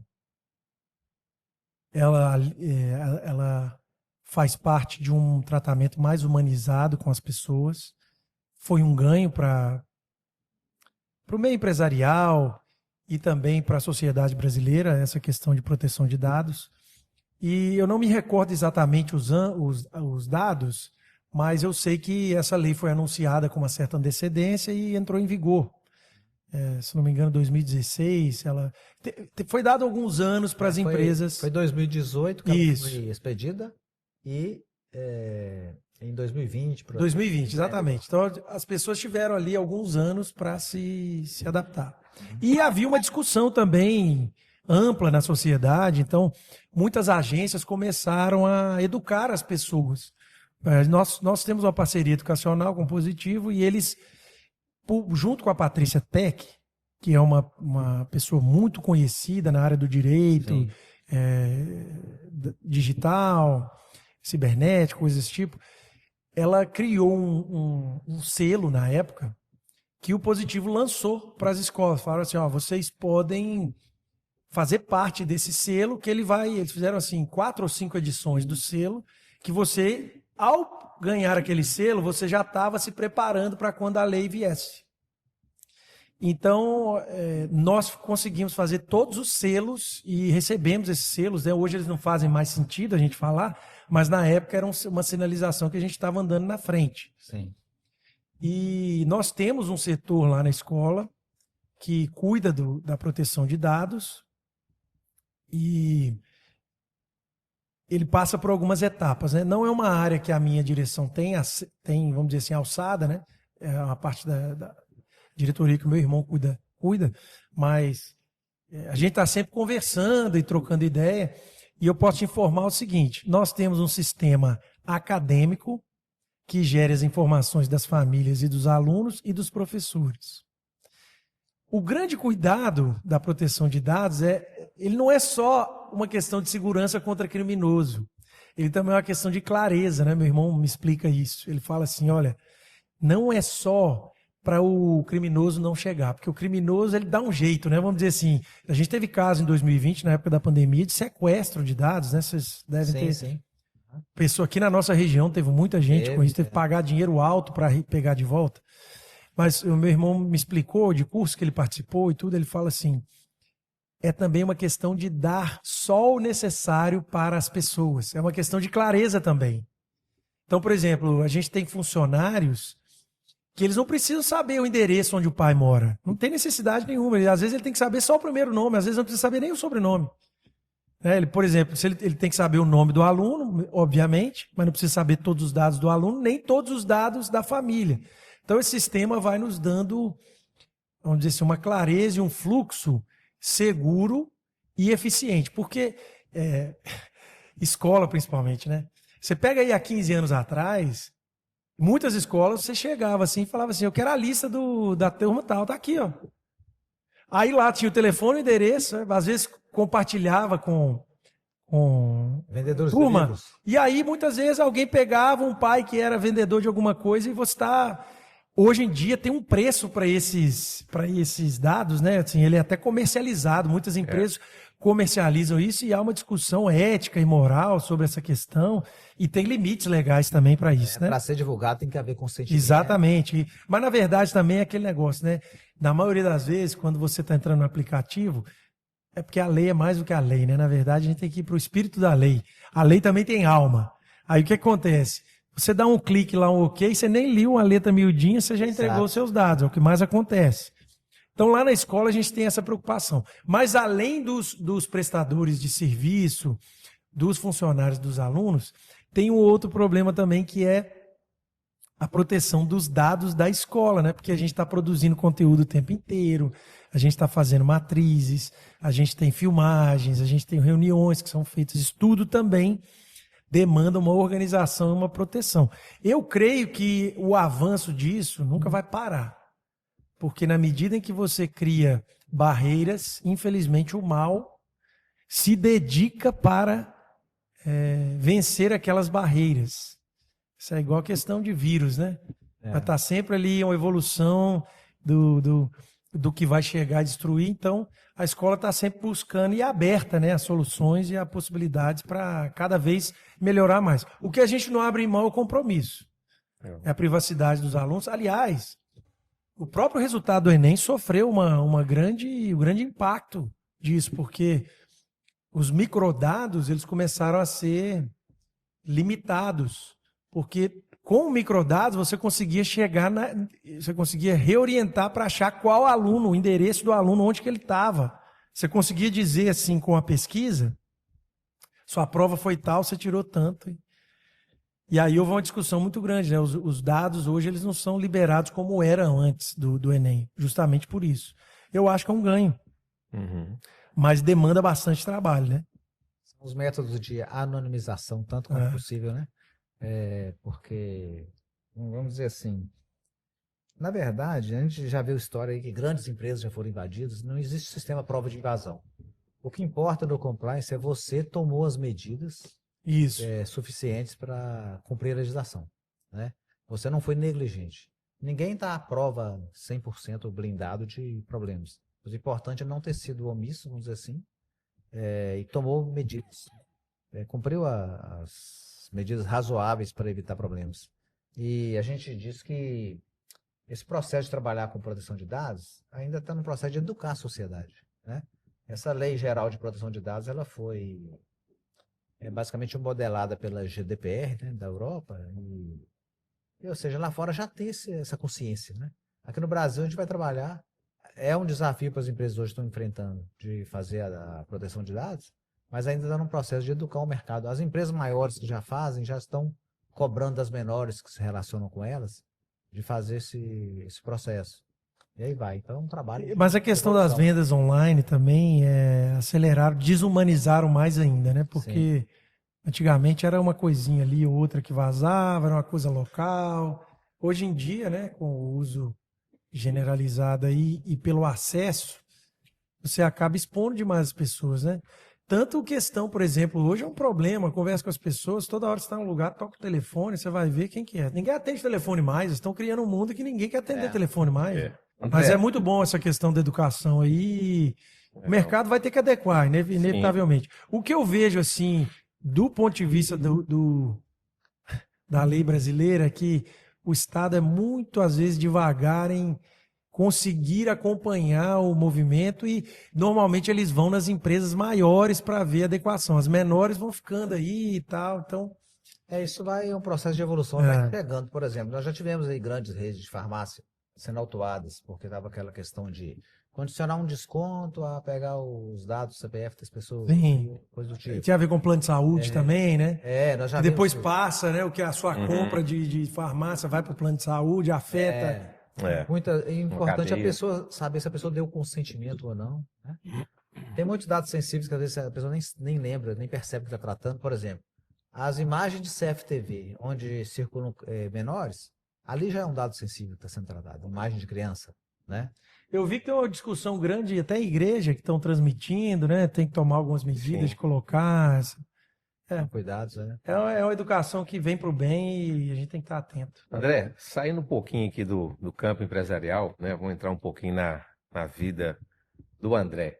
O André, que é um influenciador, né? Que está aí na mídia, nas redes sociais, que compartilha valores, princípios cristãos, né? E que também faz grandes reflexões sobre família. Isso surgiu de forma natural? Foi intencional? Como é que surgiu isso na sua vida, André, como influenciador de famílias e de princípios cristãos? Eu sempre sonhei em ter uma plataforma. Eu entendia que eu tinha algo a contribuir, mas eu não imaginava que seria na área da família. Embora tenha sido algo que eu estudei muito durante a minha juventude, por uma questão pessoal mesmo, de entender o propósito de Deus para isso, e também considerando o plano que eu teria para a minha própria família. Mas eu imaginava que talvez minha contribuição, assim, enquanto voz pública, seria mais voltada para outras áreas, né? Talvez a própria filosofia. Mas a gente não controla todas as coisas, né? Eu lembro que foi uma postagem que eu fiz no meu Instagram pessoal mesmo, falando sobre o valor de filhos, que ela viralizou. E eu recebi muitas mensagens assim: fala mais sobre isso, nossa, eu nunca vi ninguém falando dessa forma. E às vezes não é nem porque o que eu estava falando era inovador, né? Porque a gente está conectado com valores do alto, sempre tem alguém em alguma geração falando de coisas eternas, né? A gente inclusive aprende com eles, né? Estamos falando mais do mesmo. A gente está falando de coisas velhas, não é de coisas novas. Então eu não tenho pretensão nenhuma de estar sendo original, coisa do tipo. Mas quando eu comecei a perceber a dor que as pessoas tinham nessa área e comecei a compartilhar sobre a vivência familiar, eu comecei a perceber que era um pedido de socorro. Então, na época, era assim, muito pouca gente que seguia, mas eu falava assim, se tem uma demanda, vocação é muito isso, né? A gente acha que vocação é só o que você quer fazer, não é. Vocação é o que você tem para oferecer e o que as pessoas precisam. Eu falo até isso com meus alunos lá. Você quer ser chefe de cozinha numa cidade, Maripá de Minas, tem 3 mil habitantes. Você pode querer, mas tem demanda para isso? Tem alguém querendo isso lá? Vai te sustentar? Então foi mais ou menos aí nessa mistura que eu encontrei essa vocação. Na medida que eu ia postando, os compartilhamentos iam aumentando. E depois, a validação das pessoas. Mas não é a validação assim, tá legal, tá engraçado. Não, é a validação assim, meu casamento mudou. Eu decidi ter um filho a mais, que eu achava que eu não ia dar conta. Eu tive um filho a mais, vou te falar, foi a maior bênção da minha vida. É coisa que muda, assim, que muda a vida. A história que Deus está escrevendo na Terra passa, não é que muda a história que ele vai escrever, porque a história que ele vai escrever, ele escreve de qualquer jeito, porque ele é soberano. Mas você se vê parte de uma história que Deus está escrevendo na Terra. Você pensar assim, cara, o casamento que ia acabar, deixou de acabar, porque um texto que eu escrevi, uma live que eu fiz. Qual que é o preço disso, cara? Esse é o melhor resultado. Uma vida nasceu. Eu tenho história, várias histórias assim, mas eu tenho uma história que eu fiquei amigo dele, a gente vai criando amizade com seguidores no Brasil inteiro. O cara, naquela época de pandemia, ele mandou uma mensagem para mim, se minha conta ainda era pequena, ele mandou uma mensagem assim, cara, eu tenho muito medo de ter filho. Eu falei assim, cara, você não é obrigado a sair tendo filho, não, mas o que você não pode aceitar é que o medo que vai ditar se uma vida vai vir na sua casa ou não. O que Deus quer fazer na sua vida, ele vai fazer em águas profundas, né? Eu lembrei daquele texto lá que Jesus fala para os apóstolos, vai em águas profundas. Né? Se for nesse conforto que você está aí, de medo, essa resposta aí não é de Deus, não. Pode até ser que a resposta não seja, tenha mais filhos, né? Mas vai buscar em Deus e tal. Ele falou, eu fui lá e era isso mesmo. E hoje o filho dele tá grande lá, a gente troca mensagem de vez em quando, ele numa alegria, assim, uma satisfação, entendendo o que aquilo significou para ele. Não foi eu. A minha ideia, assim, em relação a estar nas mídias sociais é ser um instrumento mesmo, né? É claro que existe a linguagem própria da mídia, do influenciador, não tem como você estar ali e não estar. O Instagram tem uma linguagem própria, né? A gente tem que fazer ressalvas, tem que lembrar as pessoas o tempo inteiro que a nossa vida não é perfeita. Eu falo muito isso. O que me dá autoridade para falar sobre família? Não é que minha vida é perfeita, é que eu luto a luta que você luta. É que eu sei exatamente a dor que você sente. Mas aí se conecta as pessoas. Conecta. Eu tô com um filho em casa, eu sei que às vezes a gente quer criar filho igual uma forma e a gente se frustra com isso. Eu tô num casamento, eu sei que às vezes eu falo demais, às vezes minha esposa não me compreende, mesmo assim eu tenho que procurar o que eu posso melhorar e não ficar culpando ela. Então, assim, eu sei o que vocês estão vivendo, porque eu estou vivendo aqui, né? Se a minha família fosse perfeita, eu não estaria autorizado a ensinar nada. Mas é justamente porque a minha família tem problema, igual a de todo mundo, que eu busco em Deus a sabedoria e Ele tem sustentado a nossa casa. Então, assim, é um lugar que eu me sinto muito confortável para falar, não como alguém que olha lá, o cara tem muitos filhos, o casamento dele é perfeito. Não, justamente o contrário. A gente tem luta, tem mais luta por ter mais filho ainda, e tem luta em estar no casamento, e seguindo o propósito divino, a gente tem sido sustentado e nós temos certeza que essa é a fórmula, né? A fórmula divina, né? Edificar a casa à luz dos valores do alto, priorizar o casamento, criar os filhos com humildade, e o resto vem. Sobre o que você falou no início aí da vocação, eu me lembro que na parte do empreendedorismo, quando está falando sobre startups, o mentor costuma falar assim, não é você pegar a sua habilidade, aquilo que você sabe fazer, e criar um produto com aquilo. Na verdade, você tem que ver o que o mercado está precisando. Então, assim, qual problema você resolve?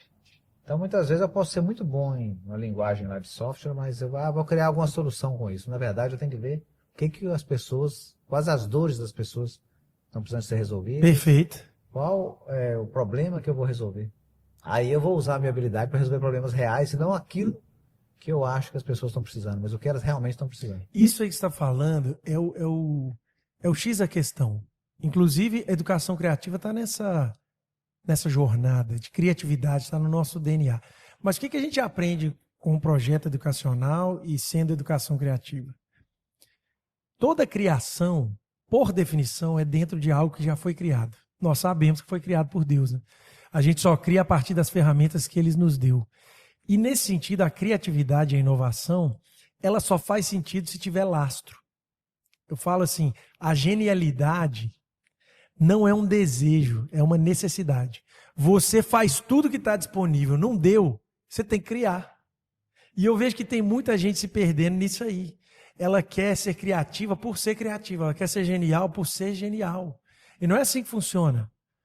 É preciso de um lastro. As ideias precisam caber dentro de uma necessidade. Não adianta você ter uma ideia genial se ela não faz sentido ali para o... E eu falo isso, por exemplo, lá a gente tem um projeto na escola que chama Sarau. E eu tenho alguma participação nesse projeto. Os alunos criam uma peça de teatro, ensaiam músicas, aí eles fazem a produção de um evento mesmo. Tem a equipe de marketing do evento, é um projeto do ensino médio. Tem a equipe da produção, cênica e assim por diante. E na equipe da criação, eles vão escrever o roteiro, por exemplo, às vezes eles chegam com umas ideias que é normal, que eu tinha também há 15 anos atrás, quando já era adulto, chega com muitas ideias. Aí a pergunta que a gente faz é a seguinte, quanto tempo que você tem para fazer a ideia?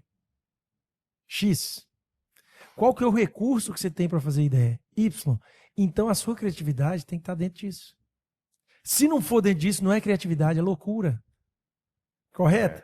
Então, assim, o empreendedor, ele não é o cara que fica viajando. O pessoal fala muito isso, né? O empreendedor, o cara que tem visão. Ele tem visão, mas a visão dele está conectada com o dia a dia, né? Com a realidade. Com a realidade. Isso falou perfeitamente. Qual que é a demanda? Qual que é o problema do cliente aqui? E aí as ideias, elas já chegam com aceitação. Né? Eu vejo tanta gente perdendo tempo aí com a palavra que fala muito na startup, né? O protótipo. Você vai fazer o protótipo, mas assim, para que serve, para onde que vai? E os meninos mais novos aí que estão chegando, eles estão muito criativos, isso é excelente, mas às vezes tem que sentar com o pessoal do cabelo branco lá mais tempo para sentar e escutar coisas mais práticas, né? Não, isso aqui não dá por causa disso, isso aqui você vai ter esse problema aqui. E aí eu acho que nessa sinergia do velho e do novo, a gente tem ideias até melhores, né? E que entra as técnicas de pegar as ideias boas, criativas, mas adaptar ela à realidade, né? Perfeito. Isso aí as frases vão sempre evoluindo. Falava-se muito em foco no cliente. Você focar no seu cliente, não no que você em você mesmo, vamos dizer assim, na empresa. Agora já estou falando em foco do cliente. Ao invés de eu olhar para o cliente, na verdade, eu me colocar no lugar dele. E sentir o que ele está precisando de fato. É melhor mesmo. Porque às vezes o cliente acha que quer alguma coisa, mas não quer, né? Às vezes o cliente acha que quer alguma coisa, mas ele não quer outra coisa. Ele quer resolver uma dor que às vezes ele nem soube nomear ainda. Você tem que entender a dor, né? Tem uma brincadeira que vai fazer no empreendedorismo, porque é assim, a pessoa quer colocar um quadro da parede, então você vai vender para ele uma furadeira. O que ele precisa? Do prego? Ele precisa do furo da parede? Na verdade, ele quer o ambiente decorado. Perfeito. Então aí você vai evoluindo. De uma furadeira, daqui a pouco, não, eu posso fixar esse quadro com a fita dupla face. Mas daqui a pouco, o que ele quer? Faz um furo? Não, ele quer o quadro na parede, ele quer a parede decorada. E se eu, no lugar da quadro, eu colocar uma tela eletrônica que pode mudar a imagem que tá ali? Isso aí não tem fim, né? Então é um processo de evolução permanente. Vai sempre entender qual que é a dor, o que o cliente está precisando. E não só o que eu tenho para fornecer. Né? Muito bom. É isso. E, André, sobre você, com toda a sua influência, fala para mais de 200 mil pessoas na rede social, né? E isso, né, vai multiplicando, vamos dizer assim. Como que você vê que isso está interconectado com a sua atividade profissional? Como que isso contribui para, por exemplo, a Escola Criativa, que você tem muitos seguidores nacionais, mas tem muitos locais também, né? Como que você vê isso, essa conexão? É um exercício de muita cautela, um exercício de responsabilidade. Enquanto pessoa, eu tenho que sempre entender que, embora eu faça parte da administração, não é um negócio do André, é um negócio da família. Então, eu tenho que ter o zelo, antes de tudo, de sempre lembrar que a forma que eu me porto em qualquer lugar impacta o nome da empresa. Percebe? Eu tenho que ter essa responsabilidade. Mas volta lá para aquilo que eu te falei quando a gente conversou sobre quem é o André, né? No final das contas, eu não vivo escravo do que as pessoas acham ou do que eu tenho que fazer para a empresa. Eu vivo escravo de uma missão que está conectada com a eternidade. Eu tenho que ser responsável acima de tudo, porque Deus está vendo tudo que eu faço na rede social. Se eu começo desse jeito, eu já estou começando a proteger, vamos dizer assim, a zelar e proteger, não só pela empresa, mas pela minha família também, né? Assim, eu tenho esposa, né? A maneira que a gente se porta em público, ela afeta o nosso sobrenome, ela afeta a nossa comunidade de fé, que alguém vai olhar e vai falar assim, fulano de tal daquela comunidade de fé, lá como é que ele está agindo? Ela afeta a nossa empresa. Então, para mim, é uma questão de sinergia. Eu não gosto de usurpação. O que é usurpação? É eu ficar usando uma coisa para eu ganhar em outro lugar. Eu estabeleci esse limite para mim. Não é uma coisa assim que é certo ou errada, não. É o limite que eu coloquei para mim. Eu não quero ser um influenciador, eu não quero ser validado como influenciador hoje, porque eu faço parte de um projeto educacional que deu certo. Então, normalmente eu não fico usando a minha rede social para alavancar o nome da escola nacionalmente. E eu também tento não ficar usando a minha presença digital para alavancar a escola. Hoje eu tento manter uma certa divisão, embora eu saiba que essas coisas estão todas juntas, porque quando eu faço bem feito um trabalho, uma coisa ajuda a outra. Então, nesse processo que a empresa está em transição, a gente tem descoberto como fazer isso de forma mais inteligente. Por exemplo, a gente começou o projeto da Escola de Paz, que é um lugar que a escola apoia e que eu encontro uma voz como influenciador digital também. Então, eu vejo que, eventualmente, não vai ter como você manter essa separação. Mas como a gente está num momento de transição, em que eu não sei qual é exatamente o meu futuro na educação criativa, percebe? Uma transição geracional, eu tento manter essa, vamos dizer assim, um véu de separação saudável. Mas acontece direto de eu chegar um pai ali para fazer matrícula na época e falar assim, queria ver o André aí eu vou lá e converso, eu te sigo nas redes sociais, tá? Para mim é uma sinergia positiva. É mais uma proteção que eu tenho para mim em relação ao reconhecimento de que eu não sou a escola. Eu acho que seria diferente, meu pai e minha mãe teriam autonomia para ter uma rede social e falar de forma unificada da escola, sem qualquer tipo de véu. Eu ainda não, eu vejo dessa forma, sabe? Mas é algo que, eventualmente, naturalmente, a gente vai construindo. E eu penso que é uma sinergia, uma coisa ajuda a outra. Vamos falar um pouquinho do André, músico, né? André, eu gosto muito, assim, de ouvir, né, as canções. Você esteve lá no Congresso de Jovens lá e uma coisa que me chamou muita atenção, que eu conhecia a banda, mas não sabia que você fazia parte da banda. A gente escuta no Spotify, né? Então, assim, no princípio era o verbo se fez carne. O projeto musical Canto e Verbo, como ele surgiu e qual é o papel desse projeto, né, e como ele se conecta com seus seguidores, né, você como influenciador? Então, Canto Verbo, o nome é junto, né? Canto Verbo. Na verdade, a gente descreve assim,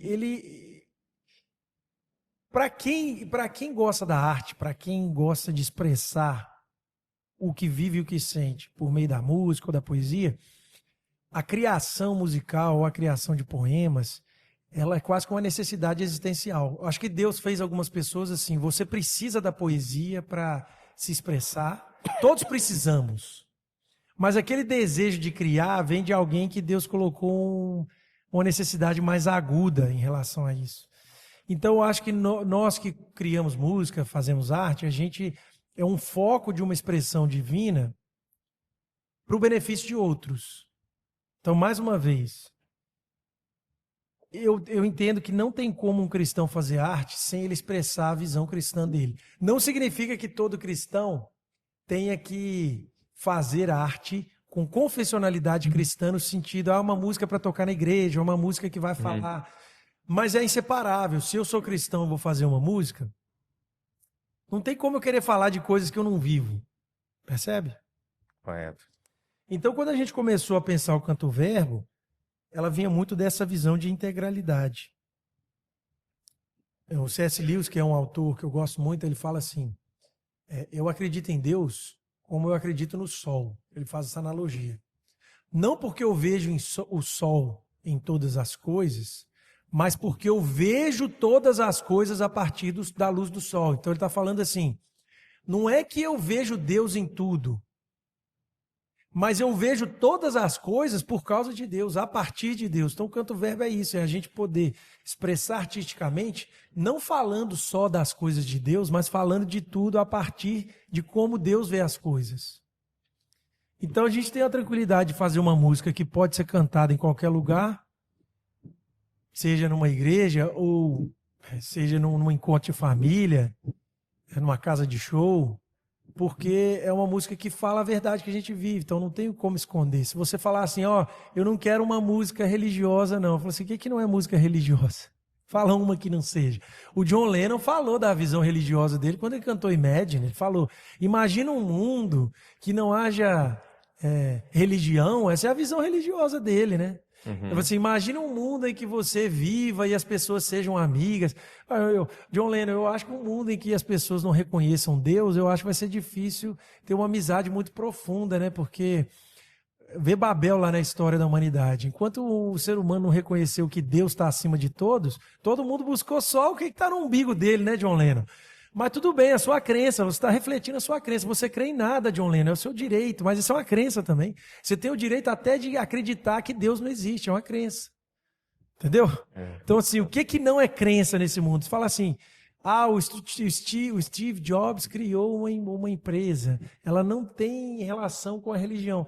Ela reflete a visão de mundo que o Steve Jobs tem, que ele o que ele acreditou que faria mais diferença no mundo, ainda que a crença do Steve Jobs, né, for ficar mais rico, ele vai criar um sistema. A gente vê isso, né? As instituições empresariais que são exclusivamente financistas, elas vão criar um mundo que é financista, que vai tratar o funcionário com essa visão, que vai tratar o funcionário com tratar o cliente com essa visão, não é isso? O que o ser humano faz que não toca na religião, que não toca na fé? Sempre vai tocar. A questão é qual que é a fé que está por trás, qual que é a religião que está por trás. E a educação é assim, a empresa é assim e a arte também é assim. Legal. Então a gente tem essa tranquilidade, né? E aí você falou, né? Eu não sabia que você é daquela banda. É porque, mais uma vez, né? A banda não sou eu. Eu faço parte de um grupo. Isso. Então, embora assim, algumas pessoas me sigam na banda porque me sigam no pessoal, no meu Instagram, e algumas pessoas me seguem no Instagram porque viviam no Instagram, embora todo mundo da banda tenha a mesma fé, existem coisas que eu falo que talvez nem todo mundo da banda concorde. E tá tudo bem, a vida segue. Então, essa divisão também que eu tenho tem respeito aos meus pares lá. Se eu começar a fazer do Canto Verbo um projeto exclusivo meu, eu não tô fazendo jus aos meus irmãos lá que estão comigo no Canto Verbo, que às vezes pensam uma coisa ou outra diferente de mim. E não é um projeto pessoal meu, a gente é uma banda, né? E a gente vê isso muito acontecer nas bandas seculares, né? O cara sai, ele quer ficar no pedestal e acaba que rompe tudo, né? Tem um rompimento, porque às vezes é assim, o cara quer falar assim, a banda é minha, mas a banda é uma construção de todo mundo, quem tá ali, o baterista, o baixista, o guitarrista, a produção da música. Então eu tento manter, é a mesma coisa que eu faço com a escola, eu tento manter. Claro, eu vou usar sempre a minha plataforma pessoal para contribuir com a banda. Então, por exemplo, eu vou trazer a banda quando eu vou ter um show. Vou falar, gente, você quer conhecer minha banda? Vai lá. Mas eu não falo em nome do Canto Verbo, entendeu? Eu não sou o presidente do Canto Verbo, não. Eu sou parte de uma banda, de um conjunto, que dentro daquele conjunto tem pessoas que embora tenham uma altíssima identificação com a palavra de Deus e a vida com Deus, eu não sou o porta-voz, né? Eles podem discordar de mim de alguma coisa ou outra. E o nome é bem sugestivo, foi bastante criativo, né? Eu canto o verbo. Quem é o verbo, né? O verbo de Deus, né? E o jogo de palavras é exatamente isso, né? Que a própria Bíblia faz, que você citou aí, João 1, do princípio era o verbo se fez carne. O verbo ali é a palavra de Deus. Então, Jesus é a incorporação plena da palavra de Deus. O que Deus ensinou por meio dos escritos, que ele entregou a Moisés, que entregou ao povo dele, agora está em carne e osso. Então, para a gente também é isso, né? O verbo conecta com o lado da poesia, da palavra e, acima de tudo, com o verbo de Deus, que é o nosso tudo, né? Para todos nós. André, a gente conversou aqui, nós vimos o André criativo das ciências humanas, filósofo, o artista, né? Mas nós vimos também que tem o André que está trabalhando na instituição, é o gestor escolar, até o André formado em Direito. Como que você vê essas questões mais burocráticas, essas questões, somente de legislação? Eu estou pensando aqui na reforma tributária que está chegando, que pode impactar as empresas. Você lida com isso lá também, ou outra pessoa da organização? Na minha parte não é direção financeira, né? Então, assim, a gente conversa, tem as mesas de conselho, e a gente procura se informar, como eu disse, mas não é uma área que eu sou especialista. Mas a gente vê que essas reformas, muitas vezes elas têm um objetivo, mas na prática, muitas vezes elas não chegam ao objetivo que elas dizem ter. E, mais uma vez, o empresário brasileiro, com a sua capacidade de adaptação, ele precisa ter o jogo de cintura para continuar atendendo bem os clientes, sem onerar demais o cliente, ciente de que impactos financeiros vêm com reformas tributárias, né? E que, inevitavelmente, isso acaba desdobrando para o consumidor final. Essa é uma parte que muitas vezes a Globo não mostra, né? Vamos dizer assim. O governo está arrecadando mais, mas isso vai impactar no custo das coisas, no valor, na quantidade de funcionários que talvez você vai poder contar, ou no tipo de serviço que você vai poder oferecer. Então a gente entende sim que é uma área de constante estudo, porque a complexidade da lei tributária brasileira é altíssima, né? E a gente estava conversando aqui antes, dos propósitos da reforma é tornar as coisas mais simples, mas vocês, mais do que eu, sabem dizer aí se tornou mais simples ou não. Mas o fato é que os empresários precisam entender que o planejamento tributário é uma fonte de eficiência até para, vamos dizer assim, captação de recursos, né? Porque eu lembro que na primeira aula de Direito Tributário que a gente fez lá na Universidade Federal de Juiz de Fora, o professor falou assim, é justo que se pague o menor imposto possível. Começou dessa forma o curso dele, né? Ele falando assim, olha, planejamento tributário, estudo das leis tributárias é fundamental para que você pague o justo, mas não pague o que não precisa pagar. Infelizmente, hoje a gente tem aí empresas que estão fazendo o serviço de compensação tributária por causa disso. O empresário brasileiro, por questão da informação e pela qualidade da nossa lei tributária, a gente acaba pagando coisa que não deveria pagar. Sim.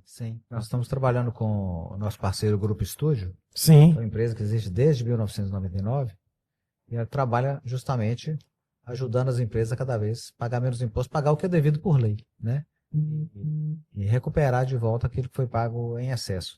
A reforma tributária vai trazer muitos impactos para a vida dos empresários, das empresas, e é importante o empresário entender esses impactos, né? Porque a gente sabe que no final das contas vai repassar o preço sempre para o cliente final, né? E nós temos mecanismos, por exemplo, que vão surgir.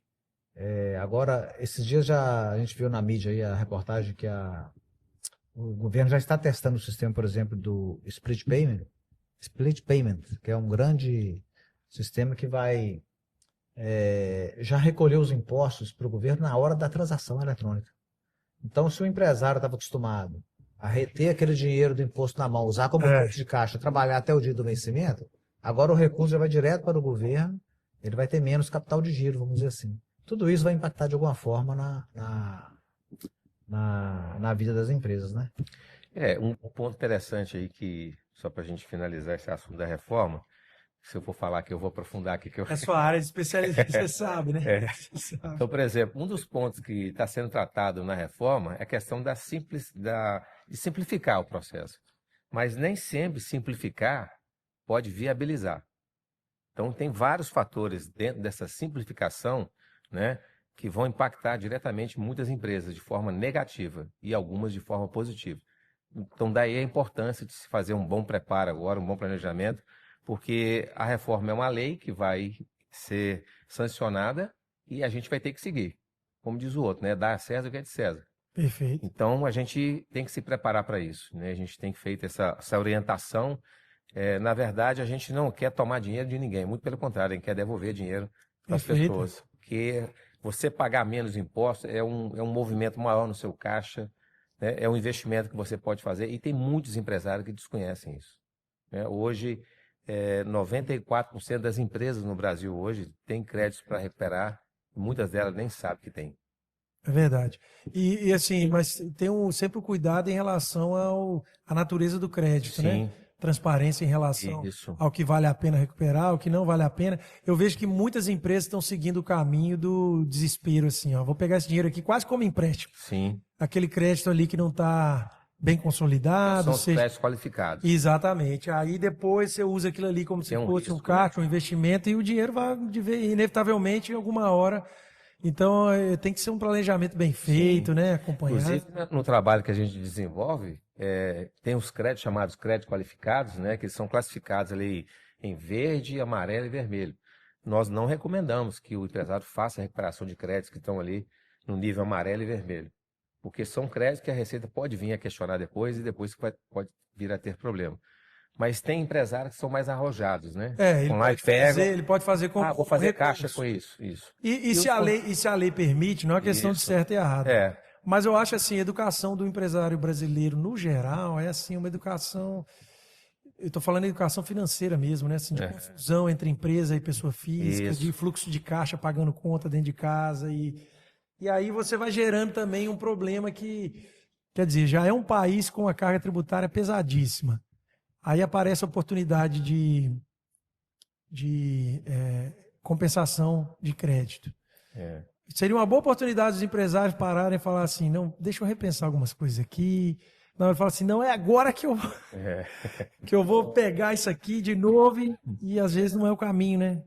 Mourão, sobre essa questão dos créditos, eu penso assim, aqueles créditos que são na via administrativa, aquilo que vai fazer sem risco, ótimo.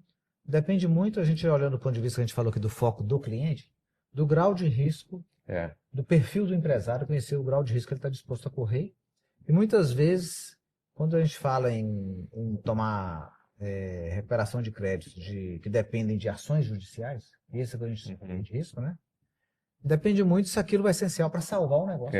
Isso aí. Muitas vezes, a margem de lucro do negócio é tal que ao tomar esses créditos e apenas postergar o momento que ele vai pagar aqueles tributos, já é suficiente para ele salvar um negócio. É verdade. Então depende muito se está ligado à sobrevivência. E é lógico, então, entender o Eu concordo com isso, eu concordo. É isso mesmo. E o grau de risco que ele está disposto a correr e que ele vive bem com ele. O ideal era que ninguém precisasse dele, né? Desse de altíssimo risco, mas... Porque não é nada ilegal. Como a gente não, disse é aqui. isso, claro. É a questão de ser conservador ou ser arrojado. Perfeito. Né? André, nós estamos caminhando aqui para o final do nosso talk. E lá no início, né, foi feita uma pergunta para você sobre contato que você teve com alguma empresa que tem alma. E agora eu queria que você respondesse para a nossa audiência, olhando para aquela câmera ali, qual que é a alma da educação criativa? A alma da educação criativa é servir as famílias com excelência na formação básica baseada em princípios cristãos. Essa é a nossa grande missão. Mas eu não poderia falar da alma dessa empresa, ela não existiria sem meus pais, que hoje eles incorporam essa alma como ninguém, do ponto de vista de dedicação, a visão, por tudo que eles fizeram, né? Eu, sim, posso contar a minha história, que não é uma história de privação, né? Meu pai era um engenheiro da Uzi Minas, relativamente bem remunerado aqui para a região do Vale do Aço, principalmente na época que a Uzi Minas ainda era uma empresa estatal. Mas eu me recordo que eu e meu irmão não tivemos a vida que os colegas engenheiros do meu pai davam aos filhos. E a gente nunca entendia muito bem o que era aquilo, né? Assim, os nossos calçados não eram os mesmos, as nossas roupas não eram as mesmas, as nossas férias não eram as mesmas e os nossos brinquedos também não eram as mesmas. E diria até a nossa casa não era a mesma. Eram mais simples. E a gente, assim, demoramos a entender isso amadurecendo, que aquilo ali era um sacrifício muito claro de um casal que recebeu de Deus uma missão e que pagou o preço dessa missão, de privar vários benefícios na vida ali, até criando a gente, para investir num negócio porque tinha alma. Eu verdadeiramente acreditava na educação. Minha mãe contou muita história dela para a nossa equipe lá esse ano passado, porque a gente comemorou 40 anos, né? E a história que ela conta é o seguinte, ela sempre sonhou com uma escola que valorizava a arte, valorizava a música, valorizava outras habilidades além da aula tradicional ali, de sala de aula. E essa dor dela levou ela a pensar no projeto educacional da educação criativa, que no próprio nome já volta para essa questão da criatividade e o tratamento humano, a formação de valores. Então, a alma passa muito por isso, né? Que a gente estava falando das falências, as dores que a gente sente, às vezes é o início de um grande negócio, né? de um grande projeto. E ela até contou isso lá para a gente de uma forma muito impactante, que lá em casa era para ser 3 filhos, né? Ou 2, porque minha irmã mais velha, ela faleceu logo que ela nasceu, com poucos dias de vida ali. Eu não sei se eu estaria aqui hoje ou não. E a minha mãe fala isso com tranquilidade.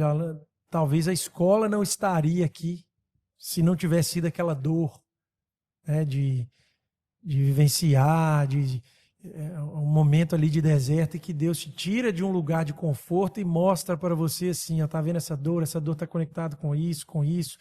Você trabalha na escola e ela fala muito isso, né, que ela sabia que se se a Mariana, né, que é a minha irmã mais velha, que faleceu, se ela sobrevivesse, ela provavelmente seria uma criança com habilidades especiais. Isso mexeu muito com a minha mãe, né? Assim, como que a gente pode pensar uma educação que inclua mais, que abrace mais o ser humano? Isso foi crucial para a visão dela em relação à escola, né? Assim, quando ela fala sobre isso, ela se emociona. Eu também estou um pouco emocionado aqui, mas são coisas que a gente vê que Deus está conduzindo o processo, né? E nada em vão, nenhuma dor é em vão. Deus conduz tudo. Quando a gente faz as coisas conectadas com a eternidade, a gente pode ter a segurança que os negócios que a gente fizer, independente do que seja, eles vão ter alma, vão ter um valor eterno e vão tocar vidas justamente por isso, né? Então hoje a gente tem, a partir desse casal que se dedicou de uma forma espetacular por privações e acreditaram verdadeiramente no projeto, a gente tem lá vários colaboradores que abraçam essa visão, várias famílias sendo beneficiadas na formação dos alunos e trazendo também esse lugar comum de encontro que é a alma do negócio, né? A alma do projeto educacional, que é formar a vida à luz de valores, com excelência, honrando a Deus em cada detalhe. E a gente tem muito a avançar ainda, muita coisa a melhorar, mas essa alma verdadeira, ela se expande, né? Isso que nos dá força para continuar. O que a gente tem que fazer quando o negócio tem alma, ele vai crescendo e melhorando e também tendo capacidade de se adaptar diante das mudanças que vão servindo, que vão surgindo. Eu costumo dizer que o que derruba uma empresa, né, não é o peso do mercado, mas sim um negócio sem propósito, sem alma. E dentro da sua emoção, eu me senti tocado aqui porque você falou uma coisa muito importante, que é a educação inclusiva.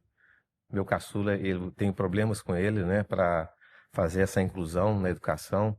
E só Deus sabe o que a gente passa com ele, né? Então a educação é um negócio muito sério e que a gente percebe que são poucas as pessoas, poucas as instituições que fazem um trabalho sério como vocês fazem na educação criativa.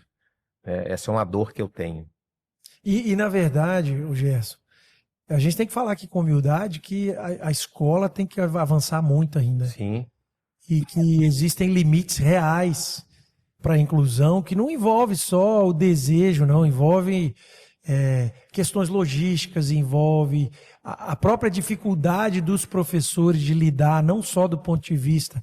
A capacitação a gente faz, o treinamento a gente faz, hoje tem muitos profissionais que chegam junto, as famílias investem, mas é um processo de muitas mãos. Eu vejo que existe uma onda no Brasil, que é uma onda que está levando para a inclusão um tratamento que ele é voltado para a satisfação do cliente, que é assim também. A gente tem que tomar muito cuidado. A gente precisa construir uma cultura de harmonia na inclusão, uma cultura em que o professor também seja visto como alguém que ele tem que ser incluído também. Olha só, sim, ele tem uma sala de aula para cuidar, ele tem uma vida, ele tem planejamento, percebe? Não é só assim, pegou o aluno ali, a família tem que ser cuidada, tem que ser ouvida. A família tem que ser ouvida. A escola também não é um ambiente perfeito, não. A escola, não. A gente tem que valorizar muito os parceiros. Meu avô falava uma coisa que eu acho que influenciou muito a educação criativa. Ele falava essa frase, eu guardo ela no coração. Ele falava assim: eu prefiro fazer negócio ruim com gente boa, porque negócio bom com gente ruim não existe. Profundo. Negócio bom com gente ruim não existe. Então a gente tem que entender assim, qual que é a parceria que a gente está estabelecendo na inclusão, no projeto educacional. Ela tem que ser uma parceria, ela não vai ser perfeita. Ela é um processo, ela é um ajuste.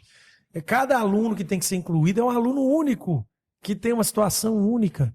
E assim, a gente precisa ter esse olhar também, sabe? Eu não tenho pretensão nenhuma de falar aqui em nome da educação criativa como se fosse a escola perfeita da inclusão. Nós temos alunos de inclusão lá e é um desafio constante de pesquisa, de diálogo, de caminhada, mas é uma parceria que a gente tem que fazer com pessoas que entendem a humanidade do outro.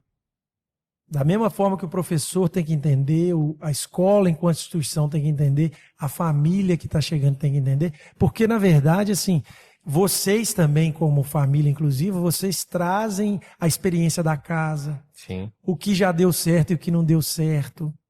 Né?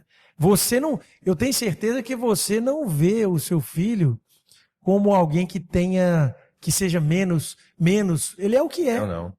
Ele é a flecha que Deus confiou a você, é uma pessoa integral, ela veio com um propósito que Sim. acrescentou. Quais foram as marcas positivas que Deus deixou na sua vida por meio dessa escolha? Talvez você podia falar isso para mim, que eu adoraria escutar. Várias. Porque quando a gente teve o diagnóstico dele, eu passei a observar que a vida não é feita só de valores, né, corretos, de coisas perfeitas, mas de coisas imperfeitas. E aí eu questionava a Deus, por que Deus? E hoje Deus fala comigo claramente, a sua preocupação não é a minha preocupação. O que ele vai ser, eu sei o que ele vai ser. Você talvez ainda não saiba, mas eu estou trabalhando isso no seu coração. E ele é um menino extremamente saudável, alegre, feliz, que tem uma dificuldade de aprendizagem. Né? E Deus tem preparado isso nesse processo todo que a gente tem trabalhado, na dificuldade que a gente tem tido com ele, de fazer as inserções, fazer as inclusões. Né? A gente faz o papel da gente como pai, daquilo que a gente pode fazer, a estar próximo da escola, conversamos, né? Mas eu vejo assim que tem muita coisa para avançar ainda. Muita coisa. Muita coisa para avançar. Que esbarra em questões legais, que a gente não entende por quê, né? Então, assim, eu como educador, às vezes eu fico um pouco frustrado em ver as dificuldades, mas eu vejo que essas dificuldades é como você disse aqui. Eu vejo que Deus, ele não dá a ninguém nada com facilidade. Deus levou o povo para o deserto para ser preparado, para ser capacitado, para que eles pudessem receber a grande promessa. Então, assim, da mesma forma que aconteceu comigo, acontece com várias famílias, né, eu entendo que há um propósito em tudo isso.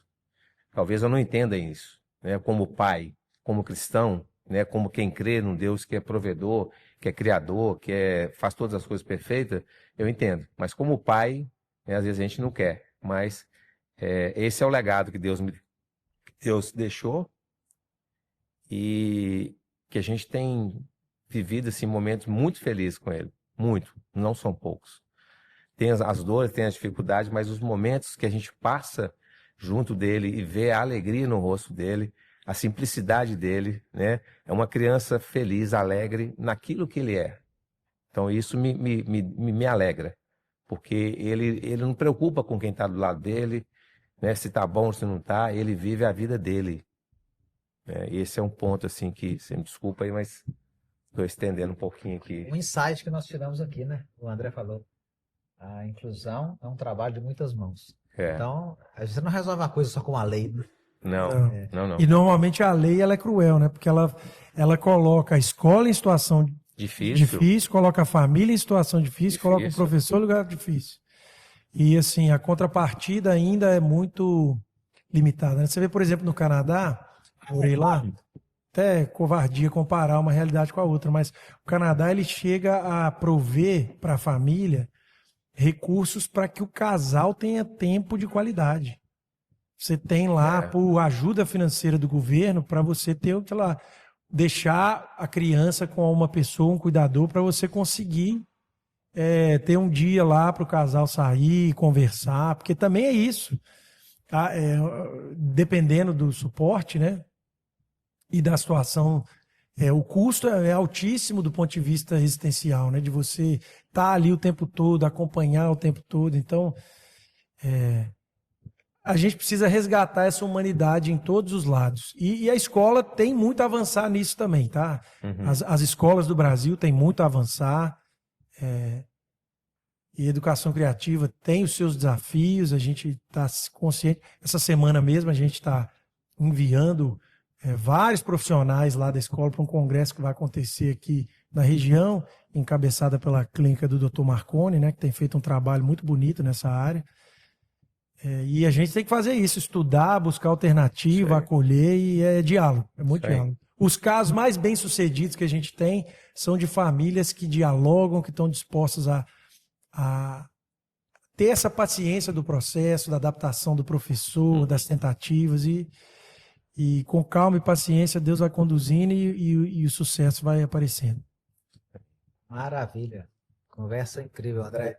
Eu que Na agradeço. verdade, nós estamos aqui não só como entrevistadores, mas como fãs, admiradores. A gente já seguiu seu trabalho. Muito bom. Eu devo confessar que você diz coisas que eu concordo e eu não tive a coragem de falar. E você tem a coragem de falar. Isso aí para nós é inspirador. E eu quero agradecer principalmente pelo seu tempo, que uma das coisas mais valiosas que as pessoas têm hoje é o tempo. Você concedeu o tempo aqui pra gente e para quem vai assistir esse talk show. Então aconteceu algo grande aqui, grandioso. Muito bom. Para mim é um investimento, né? Porque grandes parcerias e amizades também só são adquiridas por meio do investimento do tempo, né? Então, embora ele seja precioso para todos nós, também agradeço o tempo de vocês e para mim foi uma honra estar aqui. Espero que a gente tenha outras oportunidades, né? E para quem está nos assistindo aí também, siga lá nas redes sociais André T. Costa, Legal. e escute a banda Canto Verbo e visite o nosso espaço lá também da Educação Criativa. Está sempre aberto o nosso espaço pedagógico. A gente acredita que nós estamos focados em oferecer o melhor ambiente pedagógico para melhor aprendizagem. Você pode ir lá nos visitar. Vai ser uma honra receber você que está nos assistindo e vocês também aqui. Para marcar esse momento, a gente sempre gosta de trazer um agrado para o convidado, né? E a gente, eu gosto muito desse livro, O Jogo Infinito, do Simon Sinek, que me marcou muito. E ele fala sobre você não pensar em vencer só pequenas partidas, mas estar sempre no jogo, né? O jogo da perenidade. E então a gente quer te presentear com essa obra. Obviamente, diga assim, é um desafio presentear alguém muito culto. Se você já conhecer, já tiver lido, você pode abençoar alguém. Mas Eu não li esse. Falou. Não li esse. Nós lemos como equipe. Comece pelo porquê. Ano passado, Legal. a gente tem um núcleo de estudos da escola que a gente convida o professor sempre para o professor e os colaboradores para se reciclarem por meio de um grupo de leitura. E esse autor já está no nosso radar há algum tempo, mas esse livro eu ainda não conhecia. Bacana. Então eu agradeço muito, viu? Conhecendo o seu trabalho, eu vejo que você já pratica o Jogo Infinito, vocês e a Escola Criativa, mas é inspirador para todos nós. Tenho certeza que o livro vai deixar boas lições que serão compartilhadas lá também com todos os colaboradores. Então, em nome deles todos também, a gente agradece vocês pelo presente. Pessoal, muito obrigado pela audiência, por mais esse talk. Em breve nós teremos outro convidado aqui de peso, mas hoje eu estou para dizer que eu saio daqui renovado, com vários insights, com meu espírito renovado e com a alma repleta de alegria, porque não é todo dia que a gente tem a oportunidade de conversar com uma pessoa iluminada como o André. Não é porque está na frente dele, porque está aqui, mas é uma pessoa que inspira a gente, né? E quando se fala de família, então, o exemplo dele carrega. Então, muito obrigado, André, pela sua participação aqui. Foi um momento de Deus aqui, tá? E é uma alegria muito grande receber você aqui. Em breve nós estaremos juntos de novo.